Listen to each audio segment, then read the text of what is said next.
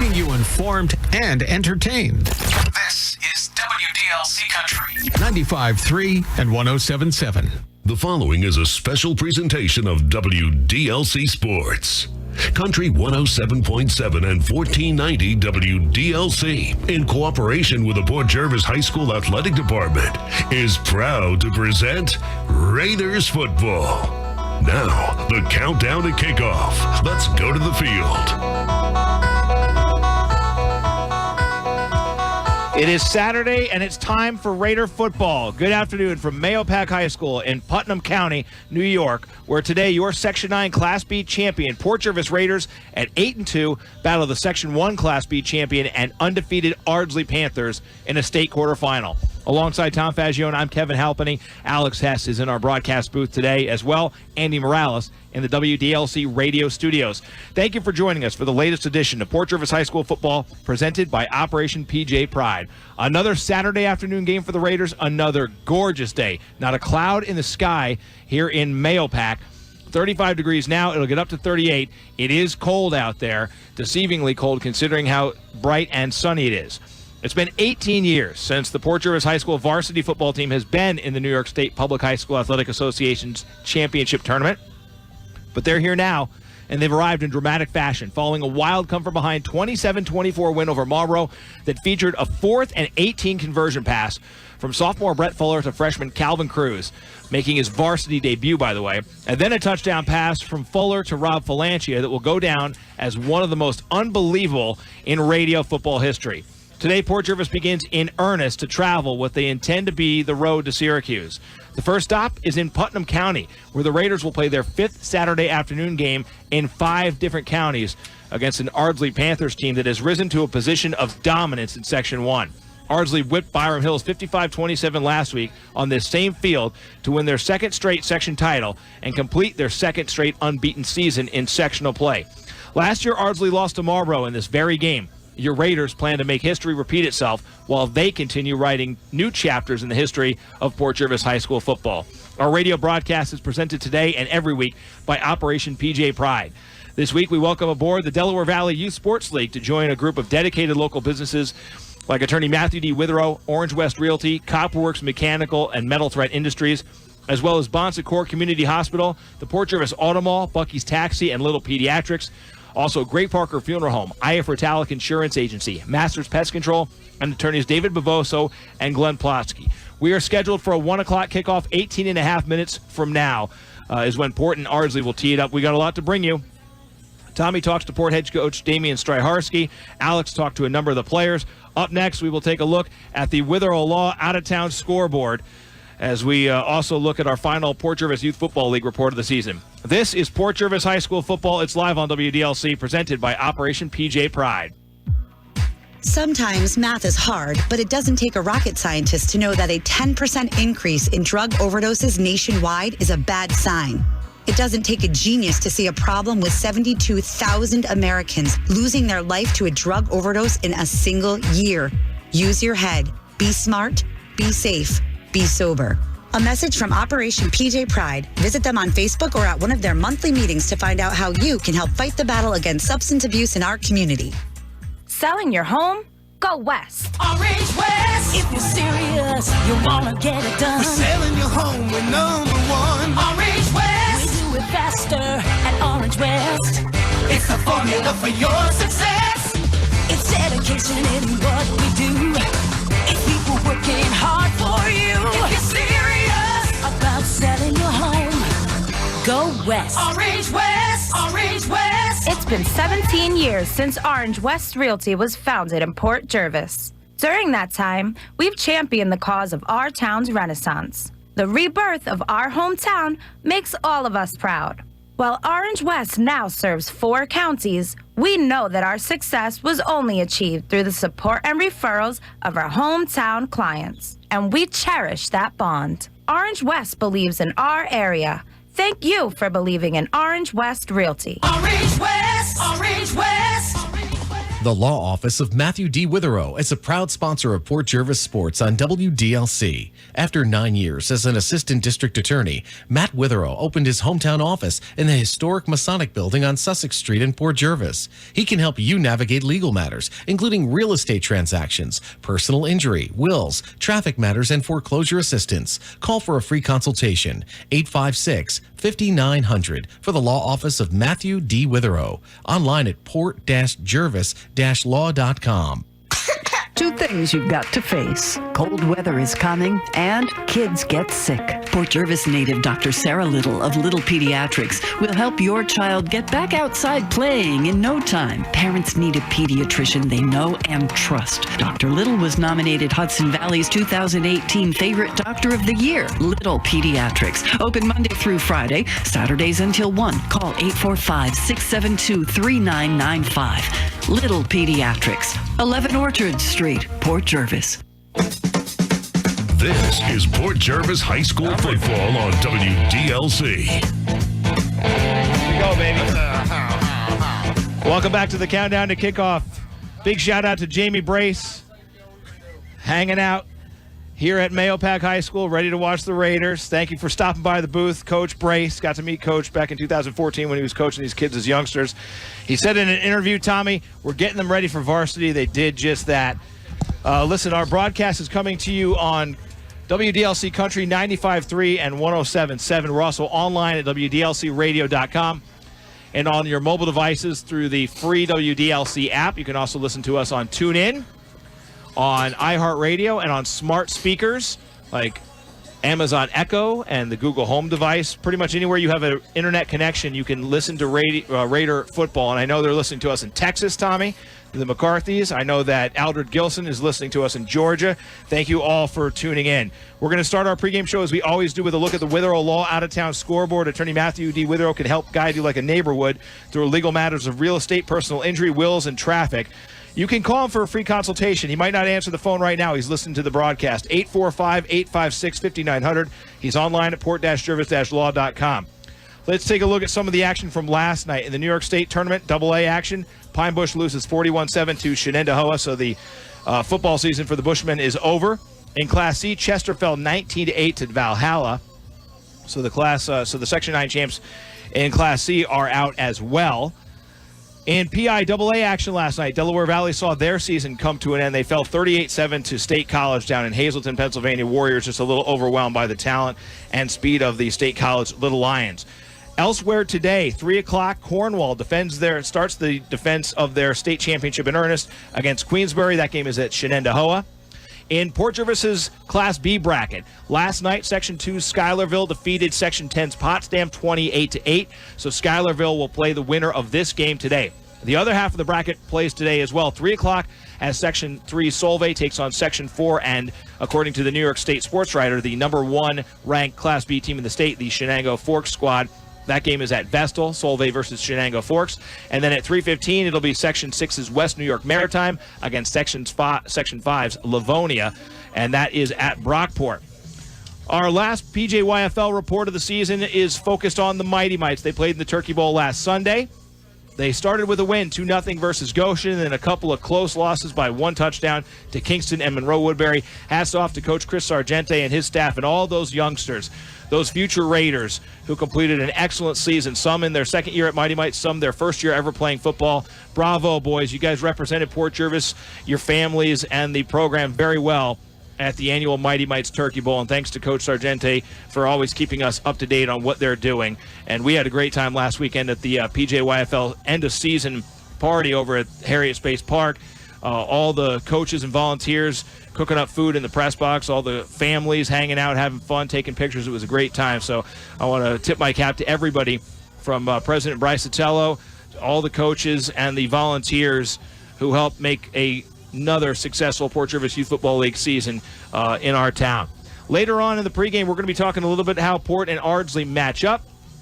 Up next, we will talk to the head coach. Damian Stryharski joins us as our countdown to kickoff continues 17 minutes away from Port football here on WDLC, presented by Operation PJ Pride.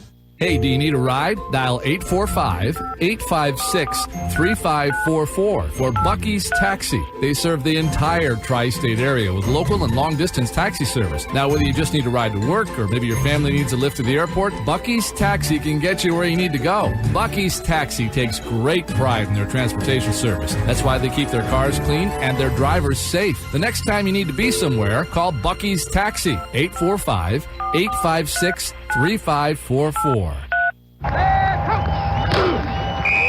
As the focus on concussions in the sports world is growing, a need is present in the community served by Bon Secours Community Hospital for appropriate concussion education, prevention, diagnosis, and management. Bon Secours Community Hospital answers the call with the most advanced concussion management program and diagnostic software in the area. Visit myconcussion.com for more information on concussions or to make an appointment with the concussion specialist at Bon Secours. Play it safe and visit myconcussion.com. When it comes to saving you money on insurance, no one is better than Ilanka at IF Ritalik Insurance Agency in Port Jervis. Ilanka does more than offer you great deals on auto, home, and business insurance. She'll offer you her time to sit and talk. She'll tell you about the insurance options that are available to you. She'll answer any questions you have. She'll find you an insurance plan with coverage to give you peace of mind and rates to save you money. Call 845-856-1112 for IF Ritalik Insurance Agency, 9 West Main Street in Port Jervis. The Delaware Valley Youth Sports League is a proud supporter of Delaware Valley High School football on WYNY. The Delaware Valley Youth Sports League is where your child will find a number of opportunities to play baseball or softball, including recreational leagues, all-star tournaments, travel ball, and fall ball. Their coaches and volunteers are dedicated to teaching your kids teamwork and sportsmanship while having fun learning and playing baseball and softball. Online registration is available now. For more information, visit the Delaware Valley Youth Sports League on Facebook. Planning a service is a difficult time. Gray Parker Funeral Home will help make this difficult time a special one with a range of services to help fit your needs and every opportunity to make the moment one to remember. Gray Parker Funeral Home is a family-owned and operated business serving our community since 1924, located at 100 East Main Street, Port Jervis. For more information, go to grayparkerfuneralhome.com or call 845-856-5191.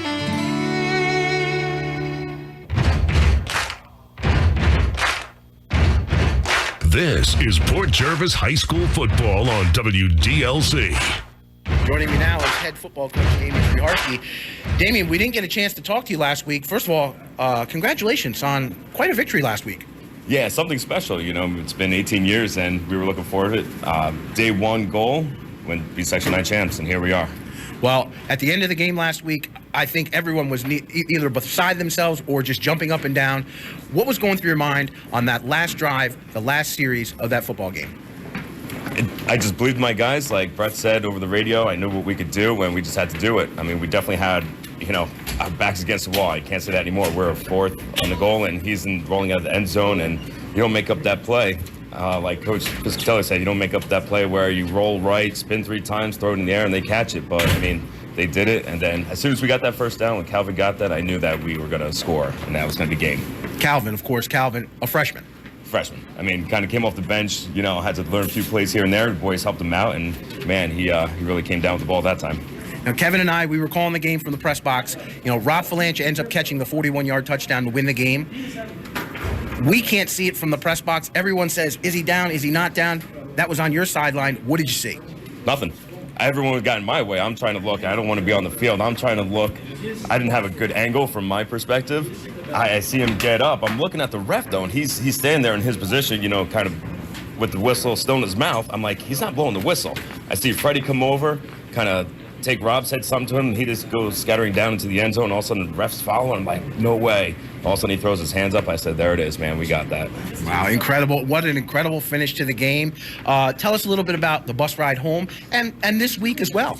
I can't do that. No, I'm just kidding. It was just pure excitement. I mean, couldn't explain it myself. I'm sure the way everyone else felt just by listening. I listened to your show Sunday, and I still felt that excitement, 2 days later. I mean, it's still resonating with us now.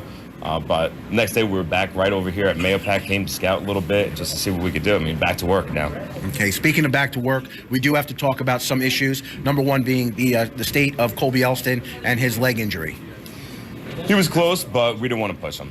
You know, there's no reason to sacrifice young teenage health in order to have a game. So he's going to sit another week and reevaluate and see if we come out next week. So fully intending on him to come back next week when Port Jervis plays again, right? Correct. That's my intent. And speaking of which, of course, Ardsley coming in, they're number 2 team in the Class B in the state. They're undefeated. You were here last week. You scouted them. Tell us a little bit about what you guys need to do to stop Ardsley today. I guess I can say it now. I mean, they're not going to listen on air, so we're just going to do a little pass attack and just kind of go at it and just do what we've been doing all year. You know, I don't think their defense has seen passing like ours.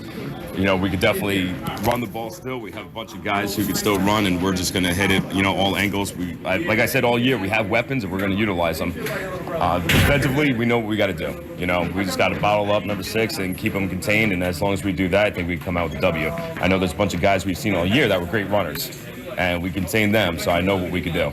We're not scared. Well, Coach, you know, one of the things we always do is we love to interview you after the game on the big win. So go out today, have a lot of fun, and we'll interview you at the end of the game. Sounds good. Thank you. Thanks, Coach. That was head coach Damian Stryharski with Tom Fagione joining us on the pregame show. We are about 5.5 minutes away from the start of the game. Quick shout out to the booster moms from the Red and Black Touchdown Club for providing breakfast for the team this season, or this morning, I should say, along with the help of the Port Jervis High School assistant principal, Justin Karam. Way to go, guys, for getting these Raiders ready to go.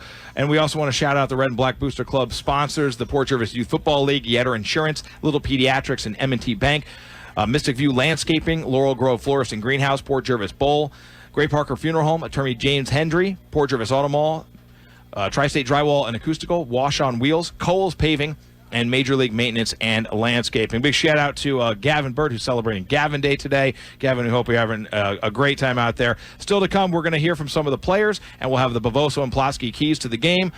Just inside of 5 minutes before kickoff here on WDLC, our coverage presented by Operation PJ Pride.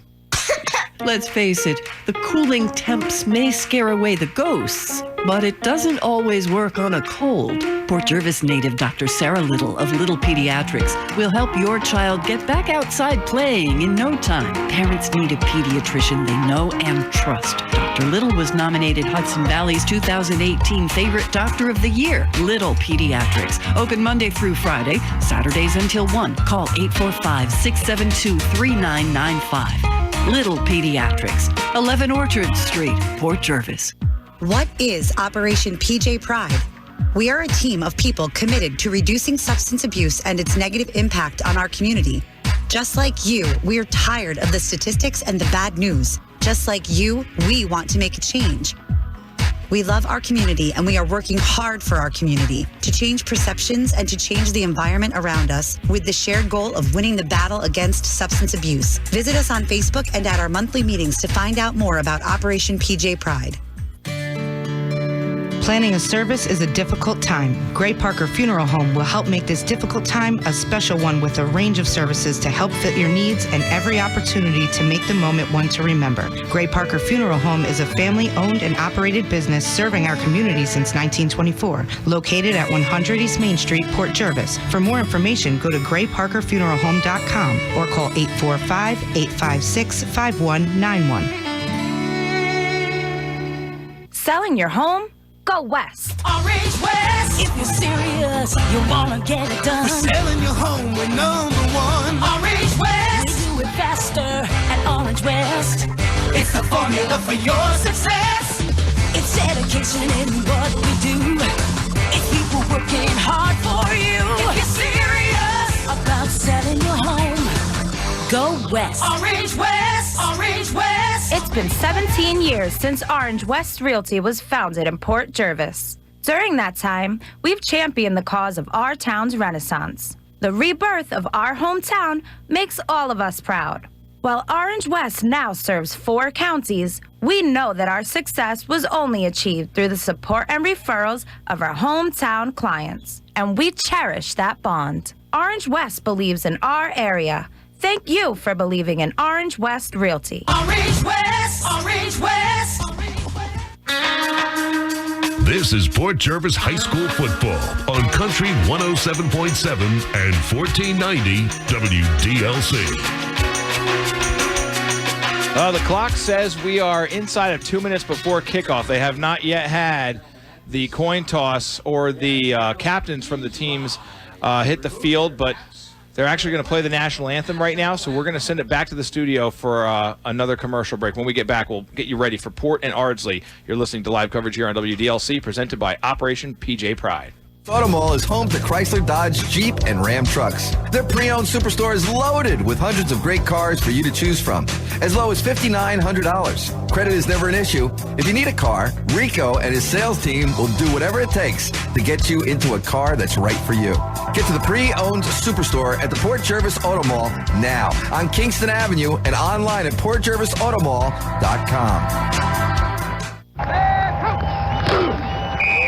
As the focus on concussions in the sports world is growing, a need is present in the community served by Bon Secours Community Hospital for appropriate concussion education, prevention, diagnosis, and management. Bon Secours Community Hospital answers the call with the most advanced concussion management program and diagnostic software in the area. Visit myconcussion.com for more information on concussions or to make an appointment with the concussion specialist at Bon Secours. Play it safe and visit myconcussion.com. 50% of Port Jervis High School students reported that they have not had a conversation with their parents about the dangers of drug use. They are listening, parents. Talk to your kids. A message from Operation PJ Pride, community members and agencies working together to promote healthy lifestyles and positive change through outreach, education, and action. Check them out on Facebook and Instagram for meeting times and events. This is Port Jervis High School football on Country 107.7 and 1490 WDLC. All right, here we go. The captains are ready to approach the middle of the field, and we're going to try to bring you some special audio with a number of different players we talked to. As you know, last week, Port beat Marlboro in dramatic fashion. Let's start the recount with that fourth down play. Here's Alex Hess talking to Brett Fuller about that last drive. All right, Brett Fuller, so let me ask you something. Sophomore quarterback going into the second half of the section championship game, what was your mindset? How did you feel when you were called that you're going into play? Well, I mean, it's happened before. I've had to be called in to get a spark going. I was ready the whole game to go in, and I just knew that we had to get something rolling and win that championship. Well, I know everyone's been asking you all week, that fourth down pass, the Hail Mary pass. You rolled out, you made something happen that looked like there wasn't going to be anything. What was that? What did you see on that field that others didn't see? Well, I was looking for Rob at first, but that was not really looking good, so I rolled left. Calvin Cruz was running a skinny post, and I saw him moving into a window, and when I threw it, the ball was in the air, people started swarming, and he just came down with it. It was unbelievable. It was a good throw that you made. You put it on this money. The kid made a great catch on it. But what about that victory formation? After Marlboro turned over, you guys got the ball back.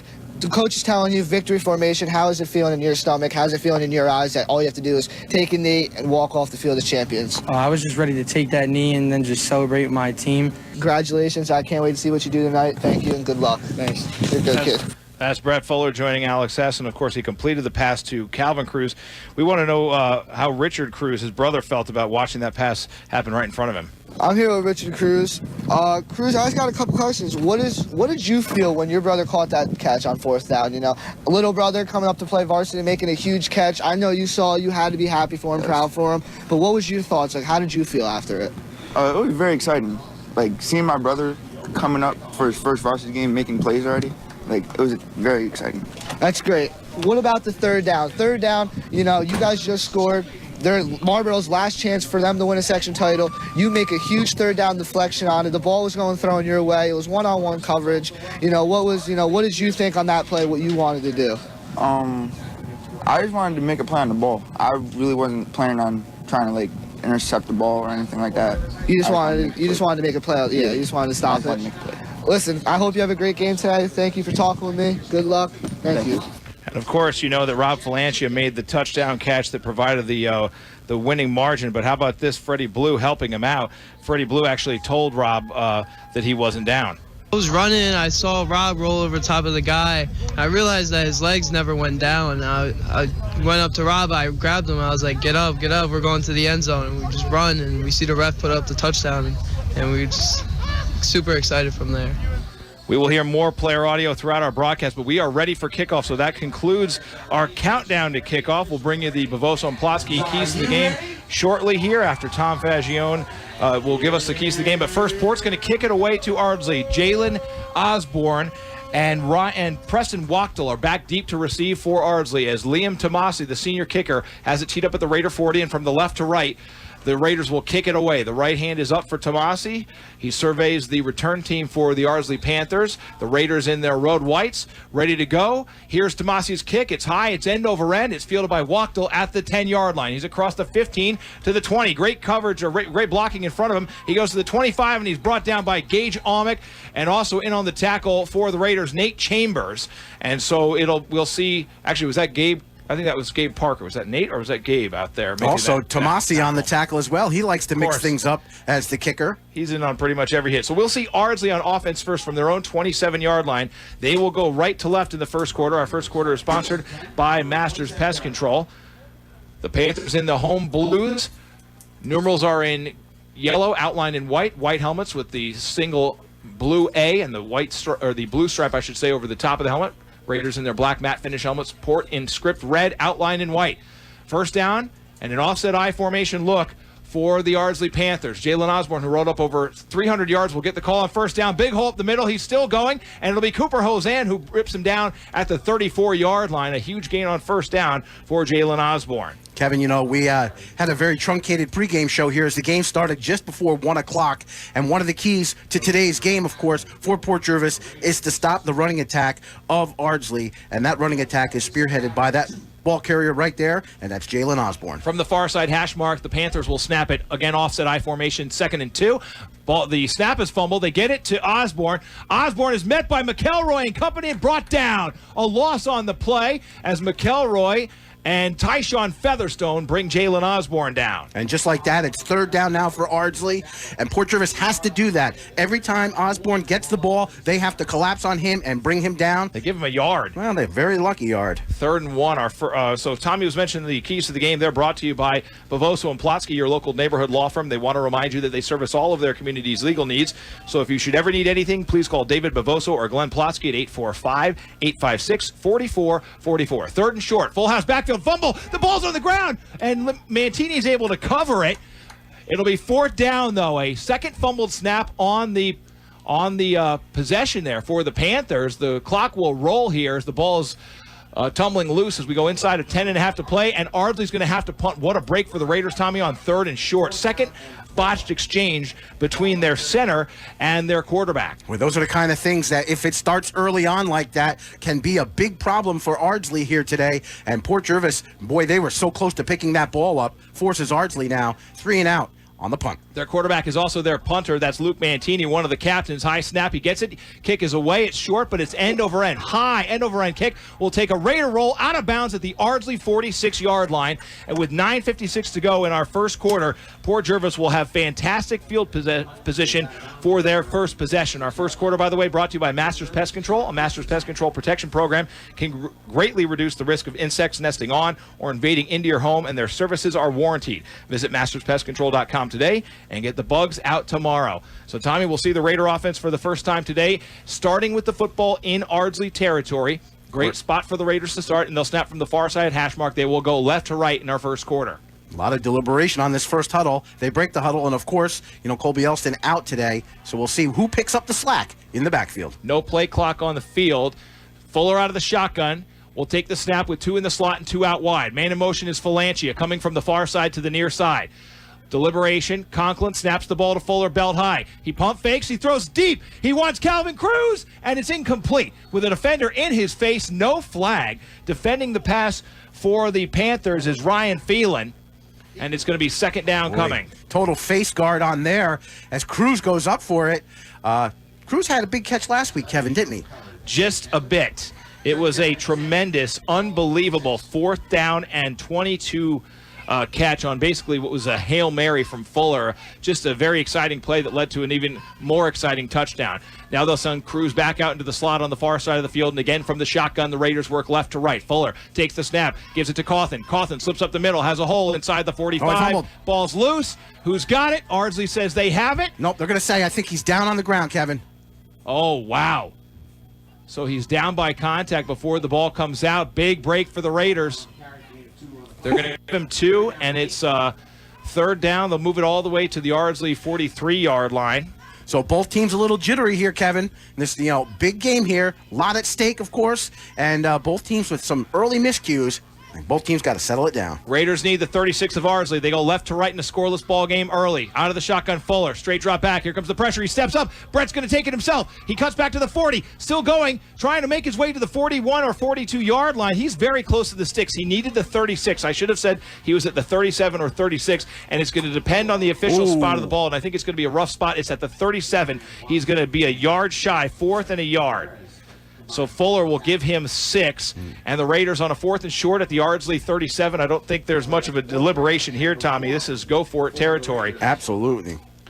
No doubt about it. 4th down and about 1 for Port Jervis, and Fuller breaks the huddle, and he's going to go from that shotgun. Oh, gutsy call here at 4th and 1 for the Raiders. All right, here we go. 4th and 1. Fuller will work out of the shotgun in a 4-receiver set. He'll take the snap. He'll drop back to throw. Now he'll run it himself. He's going to be hit at the 42. He might be short. A big push at the end of the play. Where do the officials say this one is stopped? The officials are going to spot him short, I think. I think the officials are going to spot him short. Oh, my goodness. That's a terrible spot, and it'll be a turnover on downs for the Raiders. The ball does not move. No gain for Fuller. I think a little too much hesitation, Tommy. And it's a first down for Ardsley. So both teams come up with some big defensive plays on the first series for the offenses, and now the Raider defense will be back out there. A wasted opportunity for Port Jervis. I don't know about that spot, but it doesn't matter. It's Ardsley's football, 1st and 10 at their own 37-yard line, 8:23 to go here in the first quarter. No score between Port Jervis and Ardsley in the New York State Public High School Athletic Association's Class B quarterfinals. Winner gets Schuylerville next week at Middletown High School at Fowler Field. Back out come the Ardsley Panthers. Osborne in the backfield with Mantini. This time Mantini will work out of the shotgun. They'll go from the far side, hash mark right to left. Man in motion. Here's a sweep play. They're stringing it out. Hosean has him. Osborne cuts back, and he's hit hard and brought down at about the 38-yard line. Oh, look at the spot. They're going to give him the 39. Wow, very healthy spot right there for Ardsley. They'll give him 2 on the carry. Both teams, Kevin, real nervous early on here this afternoon. And, you got to harness the energy, got to focus it and move it in the right direction. But, boy, 4th down and 1 from a shotgun, and you go with the quarterback keeper, it gives me agita. Want to give a shout-out to Mary Alice and George, who are at Cortica down at MetLife Stadium. They're tuned into Raider football today. 2nd down, 8 to go for the Ardsley Panthers, and they'll hand off to Osborne. He runs right, cuts back, looks for a hole. Costello hits him, and then 3 or 4 other Raiders help out to bring him down on the far side of the field. He'll be across the 40 to about the 43-yard line, at least 4, depending on the spot. Yeah, it's 4 to the 43, and it's a 3rd and 4 coming. And the Raider defense will be tasked with stopping Osborne and the Ardsley Panthers again. They just attack. Every time Osborne is close to even getting the ball, that Port defense is focused on him. And Ardsley, he's been their go-to guy all season long. Kevin, week 10, he was the player of the week. He had 303 yards rushing in one game. 3rd down. 3rd down and 4 to go for the Panthers. And it's a wildcat. And Osborne's going to throw to a wide-open Mantini who can't catch it. He was wide open. He had Hosean beat. They drew up the play and executed it pretty well, but Osborne can't connect with Mantini, and the Raiders dodge a bullet. Kevin, I set him up. I said Port Jervis is focused all on the ball carrier in Osborne, and what do? They wildcat him and a wide-open receiver, but Osborne, obviously, not the quarterback, because that ball, if he hits that guy wide open downfield, it's a touchdown for Ardsley. Now, 4th down, Ardsley's got a punt. Mantini in again to kick it away as these teams try to feel each other out here. 7:02 to go in a scoreless first quarter. And the snap, the kick is away. This one's a much deeper kick. It's a low kick, but it'll go inside of Raider territory, and Ardsley will down it at the Port 38-yard line. Still not bad field position if you're the Raiders as they take over with 6:53 to go in the Masters Pest Control first quarter. Kevin, big shout-outs back at home. John Gray came all the way up from North Carolina. He's home visiting family and friends. He and his pop and a whole bunch of guys getting together today to listen to the game, and I told him I'd make sure I'd give him a big shout-out, and so he played back in the day, back in the 80s, and he's excited for the Raiders and the success for them this afternoon. How about some birthday shout-outs? Coach Jerry Stellato and Matt Witherow, our own scoreboard sponsor, listening today and celebrating a birthday. Thank you so much, Matt, for tuning in and for your consistent support of Raider football here on WDLC. First down Port, they go left to right, and they'll snap from the near side hash mark at their own 38-yard line. Fuller out of the shotgun, 4 receiver set, 2 in the slot, 2 out wide. He takes the high snap, and it gives it on the ground. And the handoff goes to Tommy Startup, who will be spun and tossed over across the 40-yard line. He's a big, bruising running back that we have not seen play much this year. First carry all season long for Startup. Gets himself a nice couple yards right there. He does. 5 yards for Startup, and a 2nd down and 5 coming for the Raiders. Healthy 5-yard carry for Startup. He's right to the sideline now. Now they'll move 3 receivers to the wide side of the field. 1 receiver, Freddie Blue, to the near side. Fuller out of the shotgun again. Conklin snap. He's going to throw it out into the flats. That's Valancia. Valancia doesn't get any blocking, and he gets gang tackled at the 41. He might have lost a yard there. He's going to lose at least 1, actually. It's going to be 3rd and long now. Well, the scouting, of course, was done very, very smartly. You're going to double cover Valancia this afternoon, and that's the case. Fuller floats one to Valancia in the flats, but he's met by 2 and then 3 defenders for Ardsley. So a 3rd and long now for the Raiders. By the way, I want to give a shout-out to my mother and father-in-law, Laura and Wes Eckert. They're also at Cortica, watching Jillian cheer and listening to Raider football on the radio. 3rd down, 6 to go for the Raiders from their own 42-yard line. They'll snap from the far side hash mark this time. Still a 4-receiver set. Here comes the pressure. The throw is incomplete, intended for Freddie Blue, but he never had a chance. Blitzing off the edge there was Preston Wachtel for the Panthers, and the pressure, actually, that was Ryan Watson on the pressure for Ardsley. He's coming up holding that left arm kind of limp there, but the pressure was effective, and it'll be another punt situation, or it will be the first punt situation, I should say, for the Raiders, as Nico Rodriguez is out there to kick it away. Boy, both teams really feeling each other out right now. A lot of nerves and butterflies out there, and you can see in the style of play. Back deep for the Panthers, we see Osborne again, and I believe that's Preston Wachtel as well, deep for the team that's the host of this game. Want to thank Frank Mealy and everybody at Mahopac High School for their hospitality. As this one will take a nice roll inside the 15, inside to all the way down to the 10-yard line, and the Raiders trying to wave it behind the 10-yard line as it's finally down by Bryce Horner. And it'll be a long field in front of the Panthers. Again, Tommy, though, the Raiders are going to rely on this defense that has got them this far this year. Absolutely. Port's defense, there are times during the season where they got bent and they were out there for a long time, but this team has stuck together on the defensive side of things, and they have made some big plays happen. Ardsley got a great running back, but this Port defense is up to the challenge, and we saw in the first 2 drives by Ardsley, every time Osborne got the ball, 2 or 3 Raiders were right on top of him. The ball's inside of the 10. Ardsley will snap from the far side hash mark. No score, 5:22 to play first quarter. Port Jervis and Ardsley battling for a spot in the state semifinals. And Osborne will work out of the Wildcat formation. He's going to keep it himself. He's going to go to the right. Got good blocking in front of him. Eric Quick had him. They square him up. Now he skips past him. And then it's Chambers and Ray Torres who bring him down at the 25-yard line. A big gain on first down. And another fresh set. It'll be the first down, I think, gained by either team today. The kid has some talent and some skill, and he put it on display there. Cuts to the outside, and he just slithered by a couple of Raider defenders. Was able to get the first down for Ardsley today. They'll go from the far side hash mark as we go inside of 5 minutes to play in the Masters Pest Control first quarter. No score between your Port Jervis Raiders and the Ardsley Panthers, back-to-back champs of Class B in Section 1. And again, Osborne out of the Wildcat. Calls for it. He's going to fake the handoff. He's going to run to the right. Now we'll go up the middle, and he will be tackled by Ryan Costello. And also wrapping him up, Eric Quick at the 29-yard line. So a gain of 4 on first down for Jalen Osborne. So it'll be 2nd and 6 coming up. Our first quarter, we mentioned Masters Pest Control. Their protection program can greatly reduce the risk of insects nesting on or invading into your home, and their services are warranted. Visit masterspestcontrol.com today to get the bugs out tomorrow. Port and Ardsley are scoreless here with 4:15 to go on a running clock in the first quarter. Ardsley has the football going right to left, and they'll snap it 2nd and 6 from their own 29-yard line. And again, it'll be Osborne working out of that Wildcat. They'll take the direct snap, go right up the gut, and there's Tyshawn Featherstone. Don't try to get past me. Not going to happen. What a hit by the junior. Oh, boy, and Port's defense needed a big play, and it was Featherstone who was getting double-teamed himself, and he pushed the offensive lineman into the backfield, right into Osborne, and I'm going to give him maybe a loss. Okay, they'll give him the officials say nothing. 3:40 to go. Clock rolls. First quarter, no score. 3rd down and 6 facing Ardsley from their own 29, and Luke Mantini returns as the quarterback, ready to take the snap with Osborne to his right.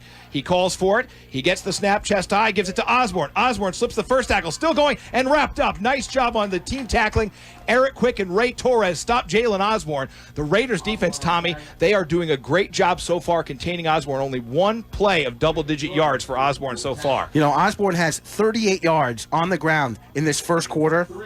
That's all the yards that Ardsley has this afternoon. So everything Ardsley has is on the legs and effort of their running back. 4th and 3 here at their own 32. Mantini in to punt it away for the third time today. Keep your head on a swivel defense. Here we go. Mantini is the quarterback. Good punt, end over end, headed towards the far sideline. Takes an Ardsley roll inside the Raider 40, and it'll be down to the 37-yard line. So Port Jervis gets the ball back. No score, 2:44 as the clock stops on the change of possession, and the Raider offense comes back out. Their defense, Tommy, is setting them up, but their offense is not executing. This is what we've seen a lot this year. We saw this 2 weeks ago against Burke. Port's offense 2 weeks ago was sluggish, just didn't seem to have energy, obviously played with a little bit of jitters. They need to put that all aside right now. They're in championship football right now, and they are going toe-to-toe against the number 2 team in the state, and the defense has held their end of the bargain. It's the offense's chance right now to get something started. Here we go. First down for Port Jervis from the far side hash mark. They'll snap it at their own 37-yard line. Matt Conklin, the senior center, will be over the football. Ethan McElroy on the offensive line. Jacob Southard is out there, as well as Nick Sorelli and James Ostrom. Actually, I don't see Ethan out there. Handoff. No, it's going to be an option play, and Cawthon is hit behind the line and dropped. He's going to lose a couple yards to the 34-yard line. And again, that Raider offense, Tommy, you used the perfect word to describe it just now, sluggish. And they're going to lose 3 on that play. Ball's going to be marked at the 34-yard line. So Port Jervis just, not in sync right there. They got to wake up. You can hear the crowd. So the offensive line we mentioned before, it is Sorelli. On the right side, you have Sorelli and Southard. Conklin is the center. Featherstone and Ostrom are on the left side of the line. 4 receivers set for the Raiders. Fuller out of the shotgun. The sophomore will take the snap, chest high. Gives it on the ground to Covert. Covert tries to find something on the left side. He does squeeze through. That's startup. Oh, it was Tommy Startup again. He squeezes through for a couple. Not much, though, so. And look at that. Port Jervis now third and a whole bunch. Third and about 11 right now. As the ball's going to be marked maybe the 36-yard line. We'll give them 2 on the carry. So 3rd and 11. And Port Jervis just not helping themselves. They're lethargic offensively. They break the huddle, walk to the line of scrimmage. They got to get some energy. They got to get going here. Energy, emotion, those are the things you need to play in these state championship games as we go inside of 90 seconds to play in a scoreless first quarter. Port Jervis and Ardsley. Fuller will work out of the shotgun. Single back set, 4 receivers. Tommy Startup, the lone man in the backfield. We have Calvin Cruz and Noah Brown to the near side. Now a man in motion is Freddie Blue, so now there's trips to the near side. Fuller rolls to his left. He throws deep down the field to Falancia, and it is caught inside the 30-yard line down to the 24. What a catch by Rob Falancia. Tommy, that was not bad coverage downfield by Preston Wachtel, but Fuller and Falancia beat it. Threading the needle right there, 10-9 down the sideline, and when it's anywhere near Falancia, you're going to take it to the bank. He's going to bring it in a big reception. Port needed that, not just for the first down, not just for moving the ball downfield. They needed that for some confidence. 41-yard pass play sets them up 1st and 10 at the Ardsley 23-yard line. Inside of a minute to play in a scoreless first quarter. Now Falancia will be in the backfield as he flanks Fuller to the right. Freddie Blue to the left, and Startup behind him in that 3-back set. Fuller out of the shotgun. He's going to give it to Startup, and Startup will be hit and dropped. Whoa, what a tackle made by one of those 4 captains for this squad. That was George Labaris, a huge hit behind the line of scrimmage, and we will go inside of 30 seconds to go in a scoreless Masters Pest Control first quarter. Port Jervis will face a 2nd and long. Port Jervis getting a little too cutesy on that formation. The defense knew right away. You got 3 guys in the backfield plus the quarterback. Yeah, I bet you're going to run the ball up the middle. And as you mentioned, it was the big defensive tackle for Ardsley. 10 seconds and counting in the first quarter. 2nd and 12 for the Raiders. Left to right, they go, no score. Fuller will take the snap. He throws quick. He's got Cruz. Cruz inside the 25, trying to motor back to the line of scrimmage, and he's gang tackled there. That will be the final play of the first quarter. We'll flip the field and be back in 60 seconds with the second quarter of a scoreless New York State Public High School Athletic Association Class B quarterfinal here on WDLC, presented by Operation PJ Pride. Who are you going to believe? The business who paid for this ad or the customers who paid for their product? Because this is what people say about Masters Pest Control. The entire process of dealing with Masters was a breeze. In a moment when pests are invading your home and you have a toddler, you want quick, easy, and efficient service. That's exactly what they provided. Visit masterspestcontrol.com today and get those bugs out tomorrow. What is Operation PJ Pride? We are a team of people committed to reducing substance abuse and its negative impact on our community. Just like you, we are tired of the statistics and the bad news. Just like you, we want to make a change. We love our community and we are working hard for our community to change perceptions and to change the environment around us with the shared goal of winning the battle against substance abuse. Visit us on Facebook and at our monthly meetings to find out more about Operation PJ Pride. This is Port Jervis High School football on WDLC. Go. We're ready to start the second quarter of action in the state quarterfinals Class B. Port Jervis here as the Section 9 champs against Section 1 champ Ardsley, and the Raiders just inside the 25 of the Panthers will snap a 3rd and 11. Fuller out of the shotgun, and he'll send Freddie Blue in motion near side to, far side to near side. Fuller, straight drop back, throws over the middle, and it's incomplete off of the hands of Rob Falancia, nearly intercepted, and it'll be 4th down from a tricky spot on the field, the Ardsley 24. And that pass was just a little bit behind Falancia. Was unable to bring it down. But look at that, Kevin. Once again, into triple coverage. Yep. They are covering Falancia like a blanket right now. Our second quarter is sponsored by the Delaware Valley Youth Sports League. Want to welcome a new sponsor aboard for this state quarterfinal. The Delaware Valley Youth Sports League offers your children great opportunities to learn and play baseball and softball, and registration is open now at dvysl.com. 4th down play for the Raiders, 4th and 11 from the 24 of Ardsley, and the Raiders are going to go for it. Trips to the near side. Falancia, the lone man, on the far side of the field. Now Blue will go in motion near side to far side. Fuller, straight drop back. Here comes the pressure. He steps up. He rolls to his left. Now he throws. He's got a man. It's Brown. Did he catch it? Did he hold on? He did. Touchdown Raiders. Noah Brown. What a catch by the junior. That was incredible. How did he catch that football with the defender blanketed all over him? Wow. Oh, my goodness. When it looked like Fuller was going to get sacked, he steps up. It looks like he's going to get sacked again. He steps up to the line of scrimmage. Somehow, he pulls back, throws the ball, and it's Brown in the corner. How he snuck that ball in and how he caught it amazes me. And now on to try the Port Jervis Auto Mall extra point is senior Liam Tomasi at the Port Jervis Auto Mall Pre-Owned Superstore. Rico and his sales team will do whatever it takes to get you into a car that's right for you. Visit the Port Jervis Auto Mall on Kingston Avenue or online at portjervisautomall.com. Out of the hold of senior Logan Hammock, the kick is up. It is high enough. Did it get through the uprights? It did. And with 11:45 to go in the second quarter, it's 7-0 Port Jervis. We're back in 30 seconds with more Raider football on WDLC, presented by Operation PJ Pride. The Delaware Valley Youth Sports League is a proud supporter of Delaware Valley High School football on WYNY. The Delaware Valley Youth Sports League is where your child will find a number of opportunities to play baseball or softball, including recreational leagues, all-star tournaments, travel ball, and fall ball. Their coaches and volunteers are dedicated to teaching your kids teamwork and sportsmanship while having fun learning and playing baseball and softball. Online registration is available now. For more information, visit the Delaware Valley Youth Sports League on Facebook. This is Port Jervis High School football on Country 107.7 and 1490 WDLC. It is 7-0 Port Jervis, 11:45 to go here in our second quarter. And that was a 4th down play, a 24-yard touchdown pass from Brett Fuller to Noah Brown on a 4th down play. Sensational. Here's Liam Tomasi to kick it away for the Raiders. It's deep. It's end over end. It's fielded by Osborne at the 22. He fumbles it. The ball's loose. Now Osborne picks it up. He cuts back, and he's going to be gang tackled by Covert and Liam Tomasi. Tomasi wants to get every special teams tackle this year, Tommy. The kid is an absolute beast streaking down the field. Boy, and Osborne, I tell you what, Ardsley's very lucky there. Osborne, the ball was kicked, and I was talking to Alex Hess before the game, and we were walking up and down the sidelines here on the bleachers, and I said, man, the sun's going to be an impact of the game today.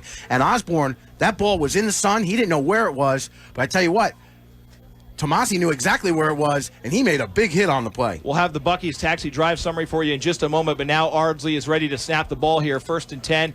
It looks like we'll call it their own 22-yard line. They go left to right in the second quarter. Mantini out of the shotgun, and there's a wide receiver who has no coverage at all. They've got to get somebody on him. The ball is thrown. It's incomplete, overthrown, and boy, Marcus Best thought he could have had that one. That was intended for Griffin Buckland. The Raiders dodge a monster bullet with trips on the near side and 2 defenders out there, Tommy. Port Jervis' defense said, we got it covered, I guess. Oh, man. So if you need a ride, let Buc-ee's Taxi drive you. Dial 845-856-3544 for Buc-ee's Taxi, serving the entire tri-state area with local and long-distance taxi service. The Raiders go 63 yards in 7 plays, 2 minutes and 59 seconds, a 24-yard, 4th down touchdown pass from Brett Fuller to Noah Brown. Tomasi kicks the extra point through, and it is 7-0. Mantini, a low snap. He floats it. It's caught in the middle of the field and tons of room in front of Wachtel. He's across the 35 to the 40 to the 45, 50, and he's hit by Elijah Sherman and brought down at midfield. Boy, they execute the little screen pass to perfection on 2nd down, and the Raiders had no defense for that one, Tom. Wow, right up the gut. The pass in the middle of the field, and Port's defense kind of broken down on the play. And I'll tell you what, Ardsley's got some fast offensive linemen because there were 2 or 3 guys downfield, and maybe a little bit too far downfield. But Ardsley, 1st and 10 inside Port territory. Another great spot for the Panthers at the Raider 49. Mantini out of the shotgun, 4-receiver set. Osborne in the backfield. Straight drop back for Mantini. Looks left, throws left. It's up, and it's intercepted. Oh, Richard Cruz had it in his hand, and he couldn't haul it in. I thought he was going to pick it off on a dive play. And another play again where Port Jervis left a wide receiver uncovered, and for Ardsley, they just didn't see it. Quarterback turns. If Mantini turns to the right and he sees a receiver streaking downfield wide open on the play, and I believe it was Buckland, again, wide open down the right sideline, but Ardsley didn't see it, and Port dodges yet again another bullet. Trips now to the right. Yep, 2nd down for the Panthers from the Raider 49-yard line. Mantini out of the shotgun, calls for it, straight drop back, looks to his right, now he rolls to his right. He's going to heave it downfield. It's going to be in and out of the hands of his intended target on the near sideline. A little too tall for check that. That was Buckland again, who was named the most outstanding back of the Section 1 championship game. And there's a flag on the field. What's this for? This is our first penalty with 10:50 to go in the second quarter. Are you serious? They're going to call a holding? No, they're going to call roughing the passer penalty on Port Jervis. Unbelievable. Roughing the passer is going to give the Panthers a 1st down. And it'll be a 15-yarder all the way down to the Port Jervis 35-yard line.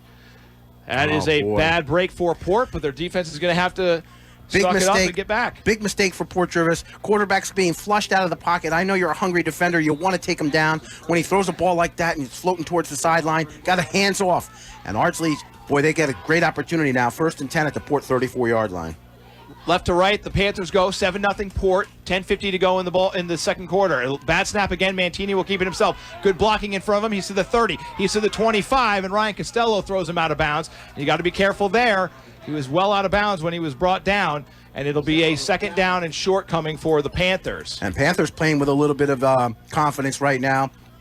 You mentioned that right, Kevin. Got to watch that tackle out of bounds. Costello wrapped him up and then spun him to the ground out of bounds. By the way, we have the Copworks Mechanical and Metal Threat Industries halftime show coming up. We'll talk to Courtney Kroll, who competed this morning in the New York State Cross Country Championship in Class B. She'll join us at halftime today. 10:42 to go here in the second quarter. 7-0 Port Jervis and Ardsley at the Raider 24-yard line after a gain of, they're going to give him the 1st down. Okay. Mantini now rolls. He's free. Flag on the play. Should be a hold. Mantini is brought down at the 16-yard line, but this one should come back. Might be a face mask, Kevin. Oh, boy. Or illegal hands to the face. No, That's Kevin was right. Hold Never against doubt the him. Panthers. No worries, buddy. It's better to have an extra set of eyes. Better to have an extra set of eyes. Alex is working hard up here in the press box with us. 10:34 to go. Second quarter. 7-0 Port Jervis. And on the 2nd down play, or a 1st down play, I should say. So we got a hold against the offense. Against the Panthers. And it's a spot foul. The flag is at the 26-yard line. So it's going to be a -2 and then -10. So it's actually going to be a 12-yard penalty. Okay, they're going to make it an 11-yard penalty. Ball's going to be marked at the 36-yard line. Okay. They'll do the down over. So it'll be 1st down for Ardsley We'll call it first and 22 because they need the Raider 14-yard line, and they're at the 36. Here we go.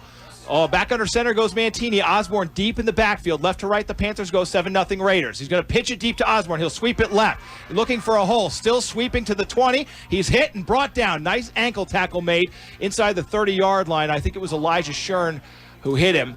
Boy, a big tackle on the play was made for Ardsley by tackle for Ardsley? Lowson. Yeah, Samuel Lowson, 21. He tackled Cruz out on the end. No hold on that play, and that's what sprung Osborne out the side there. So a big carry by Osborne, courtesy of the uncalled hold. An 8-yard pickup for Osborne. 2nd and 14 facing the Panthers at the Raider 28-yard line. 9:48 to go in the DVYSL second quarter. Raiders in front 7-0. Mantini, actually, this is a Wildcat formation. Mantini is actually off to the right of the center, and it's going to be a direct snap to Osborne. He runs right, looks for a hole, has one. He's hit. He's still going, but another ankle tackle made. This is Nico Rodriguez. No, check that. Ray Torres on the stop for the Raiders. Boy, nice tackle by Torres as he fought off his block, and then he just got his hands out to get Osborne on the shoe tackle. Nice play by the defensive end. How about this? Costello, unofficially, 7 tackles on the night this afternoon so far. We're not even through a quarter and a half of play yet. Nice job by the captain. We knew what his job was going to be, and he's got to shadow Osborne the whole game. 3rd and 8, Mantini, empty backfield. 4 receivers, big front line. Mantini looks to the right. Now he throws to Osborne in the flat. He's across the middle, and he's going to be hit and brought down after he gets the first down at the Raider 11-yard line. Boy, Port had a chance to wrap him up, but he was able to weave through Chambers, Costello, and company and get a first down. Boy, and that is a play that Ardsley needed. 1st and 10 now, boy, and they're moving down the field here, Kevin. Yes, they are. Port's defense struggling just a little bit as Ardsley now went away from just Osborne on the run. Now they're spreading things out a little bit. So we'll say it's the 11-yard gain. 1st and 10 Panthers. Mantini returns to the shotgun position with Osborne to his right. He's going to play action pass over the middle. Caught, touchdown. Ardsley answers on a touchdown pass to Ryan Watson. Beautifully executed play action by Mantini, and Watson was all alone in the end zone. It's 7-6 with the Port Jervis Automall extra point pending. 8:35 to go here in our second quarter. And the defense there, just Kevin, the early part of this drive, Port's defense didn't even have coverage on receivers. Ardsley almost took advantage of that, but they had the defense on the heels for the Raiders, and Ardsley capitalizes with the touchdown. And on to try the extra point for the Panthers is Darren Judge. He's a left-footed kicker, but whistles will stop this play before it starts. Another penalty on the field. I think it'll be a delay, Kevin. 8:35 to play second quarter, and it is a false start against the Panthers, so they'll back them up 5 yards. Take a look at the Buc-ee's Taxi drive summary, although the drive is not yet complete. So we'll wait for the Panthers to try this extra point. Judge will kick it out of the hold. Kick is up. It's plenty long enough, and it is good. He kicked out of the hold of Andrew DeGuardia. So we are tied at 7 with 8:35 to go in the second quarter. We're back in 30 seconds with more Raider football on WDLC, presented by Operation PJ Pride.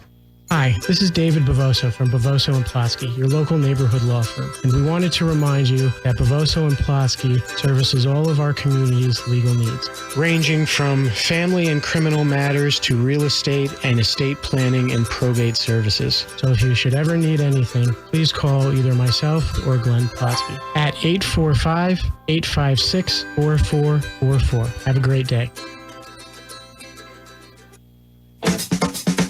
This is Port Jervis High School football on WDLC. 7-7 game here in the state quarterfinals at Mahopac High School in Putnam County, the 5th county that Port Jervis has played a Saturday afternoon game in. It's a 7-all game as we look at the Buc-ee's Taxi drive summary. Ardsley goes 78 yards in 10 plays, just 3 minutes and 10 seconds in time of possession. An 11-yard touchdown pass from senior quarterback Luke Mantini to sophomore Ryan Watson. The extra point was good. You got to watch something here. The way the Panthers have this formation lined up on the kickoff looks a lot like Marlboro's onside try. Now the front line of the Raider return team is ready. Backline's got to be ready too here, as Judge has it lined up at the 40-yard line. He's looking to the Raider sideline, and now he'll spread him out for a standard formation on the kick try. Lefty kicker, too. Yes, he is. This is his first kickoff, and the ball falls off of the tee. Our second quarter is sponsored by the Delaware Valley Youth Sports League, offering your children great opportunities to learn and play baseball and softball. Registration is open now. It's online at dvysl.com. By the way, a number of these kids for Port Jervis, as Judge approaches the football, kicks it away with the left foot. It's an end-over-end kick. Be fielded by Rodriguez at the 5. He's across the 10 to the 15. Rodriguez to the far side of the field to the 20. Rodriguez cuts back and is drilled and brought down just ahead of the 20-yard line. Nico is one of a batch of players, Tommy, who played their youth football in Payal, which we had the opportunity to broadcast some of those kids. Noah Brown, who caught the Raider touchdown, was a Payal player as well. So youth football leagues from both sides of the river contributing to the varsity football effort here in 2019. And here they are in the state quarterfinals. They last won a state game in 1995, and they were a B team then. That was a little bit of a different classification system, but this is actually their second Class B championship since the current state playoff format. They actually won their quarterfinal game back there in 1995, and Port's trying to win in the quarters for the second time. And they will go right to left in our second quarter. First down, they'll snap it from their own 23-yard line. Fuller out of the shotgun. 4 receiver set. Single man in the backfield. I believe that is Cawthon. The sophomore calls for the football from Conklin. Drops straight back, looks to his left. Now he steps up. Now he rolls to his right. Now he floats it. It's short. Intended on the far side of the field for Freddie Blue. It's second down coming up. You know, sometimes sophomore quarterback, the first thing they look at is making the pass to the number 1 receiver. On that play, Brett Fuller looked off 2 receivers. Then he looked to his third receiver, and when he saw his third receiver was covered, he threw it in the ground at his feet because he knew if he made the completion, it would have been for a loss on the play.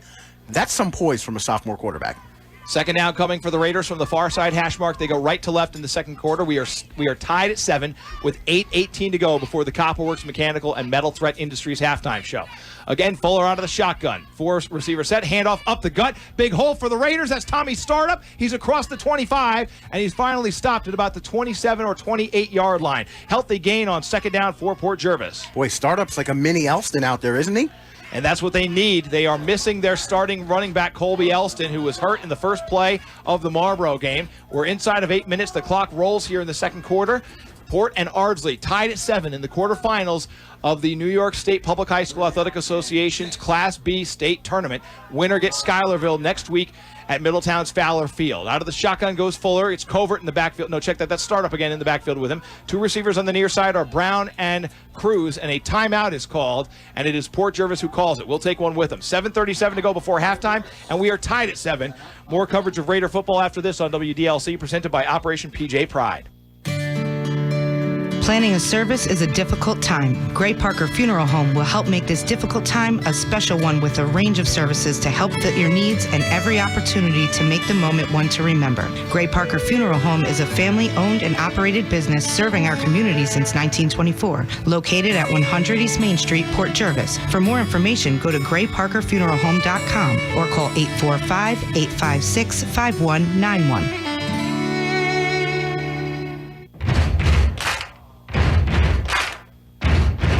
This is Port Jervis High School football on WDLC.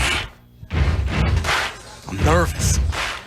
Second quarter, 7:37 to go before halftime, 7-all here in the state quarterfinals. Port Jervis, your Raiders, for the first time in 18 years here in the state tournament, and they are taking on the Ardsley Panthers. This Ardsley team lost last year to Marlboro in this very same game, so you understand that as a 2-time section champion, Ardsley is very motivated. Port Jervis has to come out with some more energy, some more enthusiasm, and some more emotion here as they face a third down. They're going to snap this ball from their own 28-yard line. They need their 33, so it's 3rd and 5. Blue goes in motion near side to far side, and out of the shotgun, Fuller will snap it between the hash marks. The sophomore drops straight back, throws to the right sideline. He's got a man caught. Valencia has the first down for Port Jervis at the Raider 35-yard line. Kevin, that never gets old. Fuller to Valencia. Never gets old, and it seems more times than not, it's reception after reception, and this time, a very big first down. Huge first down at the Raider 36-yard line. 7.5 to go, second quarter. This game is tied at 7. Ardsley answered the Raider touchdown with a 10-play drive of their own, and now the Raiders are trying to get back in front by a score. 4 receiver set for Brett Fuller from the far side hash mark. The sophomore will take the snap out of the shotgun, and again, blue motions to the near side. Now he sweeps deep in the backfield, start up on the carry. Right side has a hole. He's approaching the 40-yard line, and he's brought down there. A gain of 4 for junior Tommy Startup. How about that? Third carry now where he's had 5 or 4 or more yards. Startup just puts his head down and gets what he can get. For Port Jervis, the ball now is set at their own 40-yard line, and that's what they need. They need to establish that run. Obviously, not having Elston in the backfield this week made things difficult, but Startup's up to the challenge today. Indeed. From the 40-yard line, it'll be 2nd down and 6 to go for the Raiders. Right to left, they go 7 all game as we move inside of 7 minutes to play before halftime. 2 in the slot, 2 out wide. Now Cruz motions to the far side of the field. Fuller takes the snap, and he'll give it to Cawthon. Cawthon goes left. He stood up, and he's brought down behind the line of scrimmage. A big loss on 2nd down for the Raiders. And that play is not working well for them. They're taking too much time to make the decision, and Ardsley's front line is too fast and physical. Startup inside runner, Cawthon outside runner. Cawthon excels when he gets to the edge and outside. He has speed, and boy, he's got good footwork. But when he's in there with all the big uglies, there's not much he can do because they just collapse on him. And on that play, he was taken for a loss. 6th play of the drive coming up, 3rd and 7 facing the Raiders. Conklin will be over the football between the hash marks at the Raider 39-yard line. 6:16 to go. Clock rolls 2nd quarter. We're tied at 7.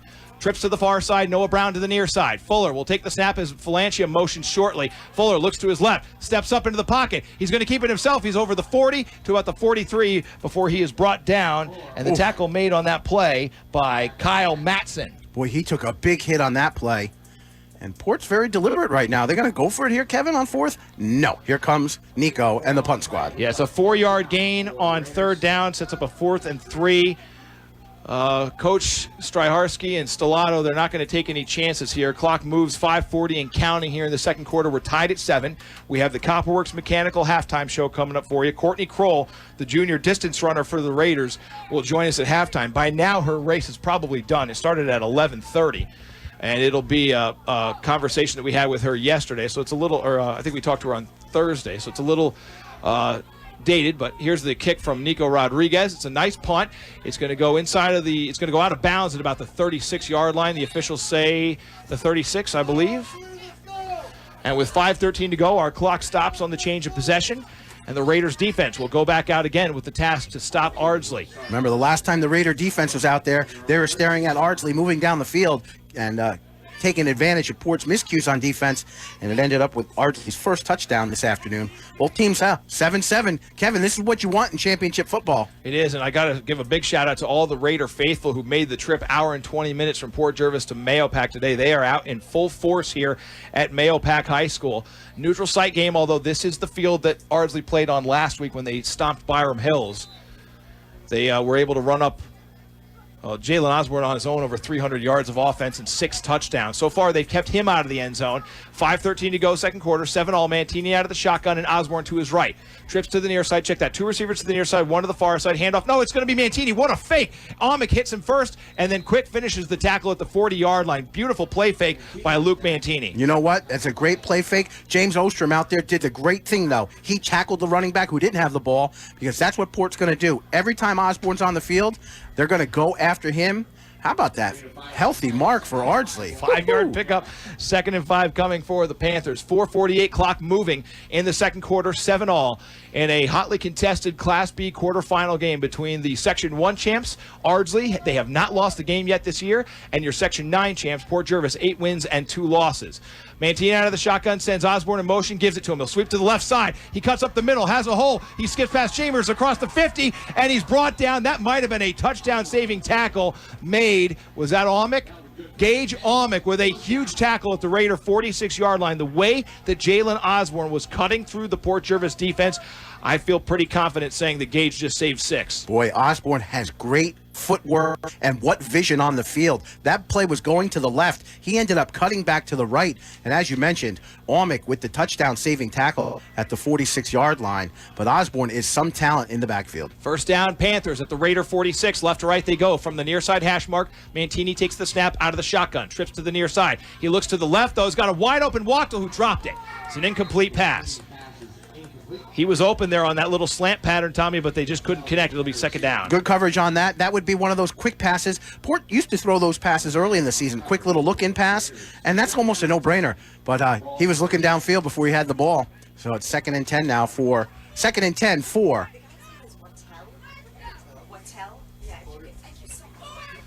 So we got fans giving the PA announcer here some corrective advice. All right, so it'll be a 2nd down and 10 coming for Ardsley from the Port 46-yard line. Mantini is going to swing into the backfield to Waddell. Here's a pitch back to Mantini. Ball's up in the air. Marcus Best looks for it. It's incomplete. Intended for Buckland. He got hit hard at the end of the play, too. So it'll be an incomplete pass. 3rd and 10 coming for Ardsley. Boy, a little trickery there, Kevin, by the... Well, Buckland was open, too, but they overthrew him just a bit. Yeah, well, that's the second time where, passes have overthrown receivers who were wide open on plays. Checking out of the game for the Panthers is Sam Lowson. They will huddle at their own 45, break the huddle with 3:47 to go here in the second quarter. 7-all game. Ray Torres making his case to the referee that he was held hard on that play. Now Osborne's in the slot. Mantini's out of the shotgun. He looks to his left. Now he looks to Osborne over the middle. Now he throws deep over the middle, and it's incomplete. Little mix-up. A little bit of a dive there at the end of the play. It'll be 4th down facing the Panthers. Oh, boy. Both teams, Kevin, when it seems that they want to try to start establishing an offense, both teams throw these crazy plays, and I don't get it. When I saw Osborne in the slot, I thought for sure they're going to throw to him. And you know what Osborne did? He just ran straight downfield. Yep. It was a track race. So Mantini will come in to punt it away. Geffen Cawthon is back deep for the Raiders. 7-all game, 3:40 to go before halftime. Here's the snap. It's low. Mantini gets the kick away. It's a high wobbling kick that'll go to the far side of the field where Cawthon isn't, and will get into the end zone. I'll tell you right now, that better be a touchback. It is. If they gave him the spot of the one, I would have lost my mind. 3:28 to go, second quarter, 7-all game. What a quarterfinal we have here in Mahopac. Two pretty evenly matched squads so far, and they are tied at 7, as evenly matched squads should be. Oh, boy, and you mentioned the fans. The fans traveled well. Kevin, I give you the award for the stat of the game. Stat of the game so far is when you told everybody Port Jervis has played games in 5 different counties. It's unbelievable. Their first Saturday game was in Westchester. Then they played in Ulster at Red Hook. Then they played Dutchess at Red Hook. Then they played at Liberty on a Saturday in Sullivan County. They played Burke on a Saturday in Orange County, and now we're here in Putnam County. First down for the Raiders from their own 20-yard line. Fuller out of the shotgun.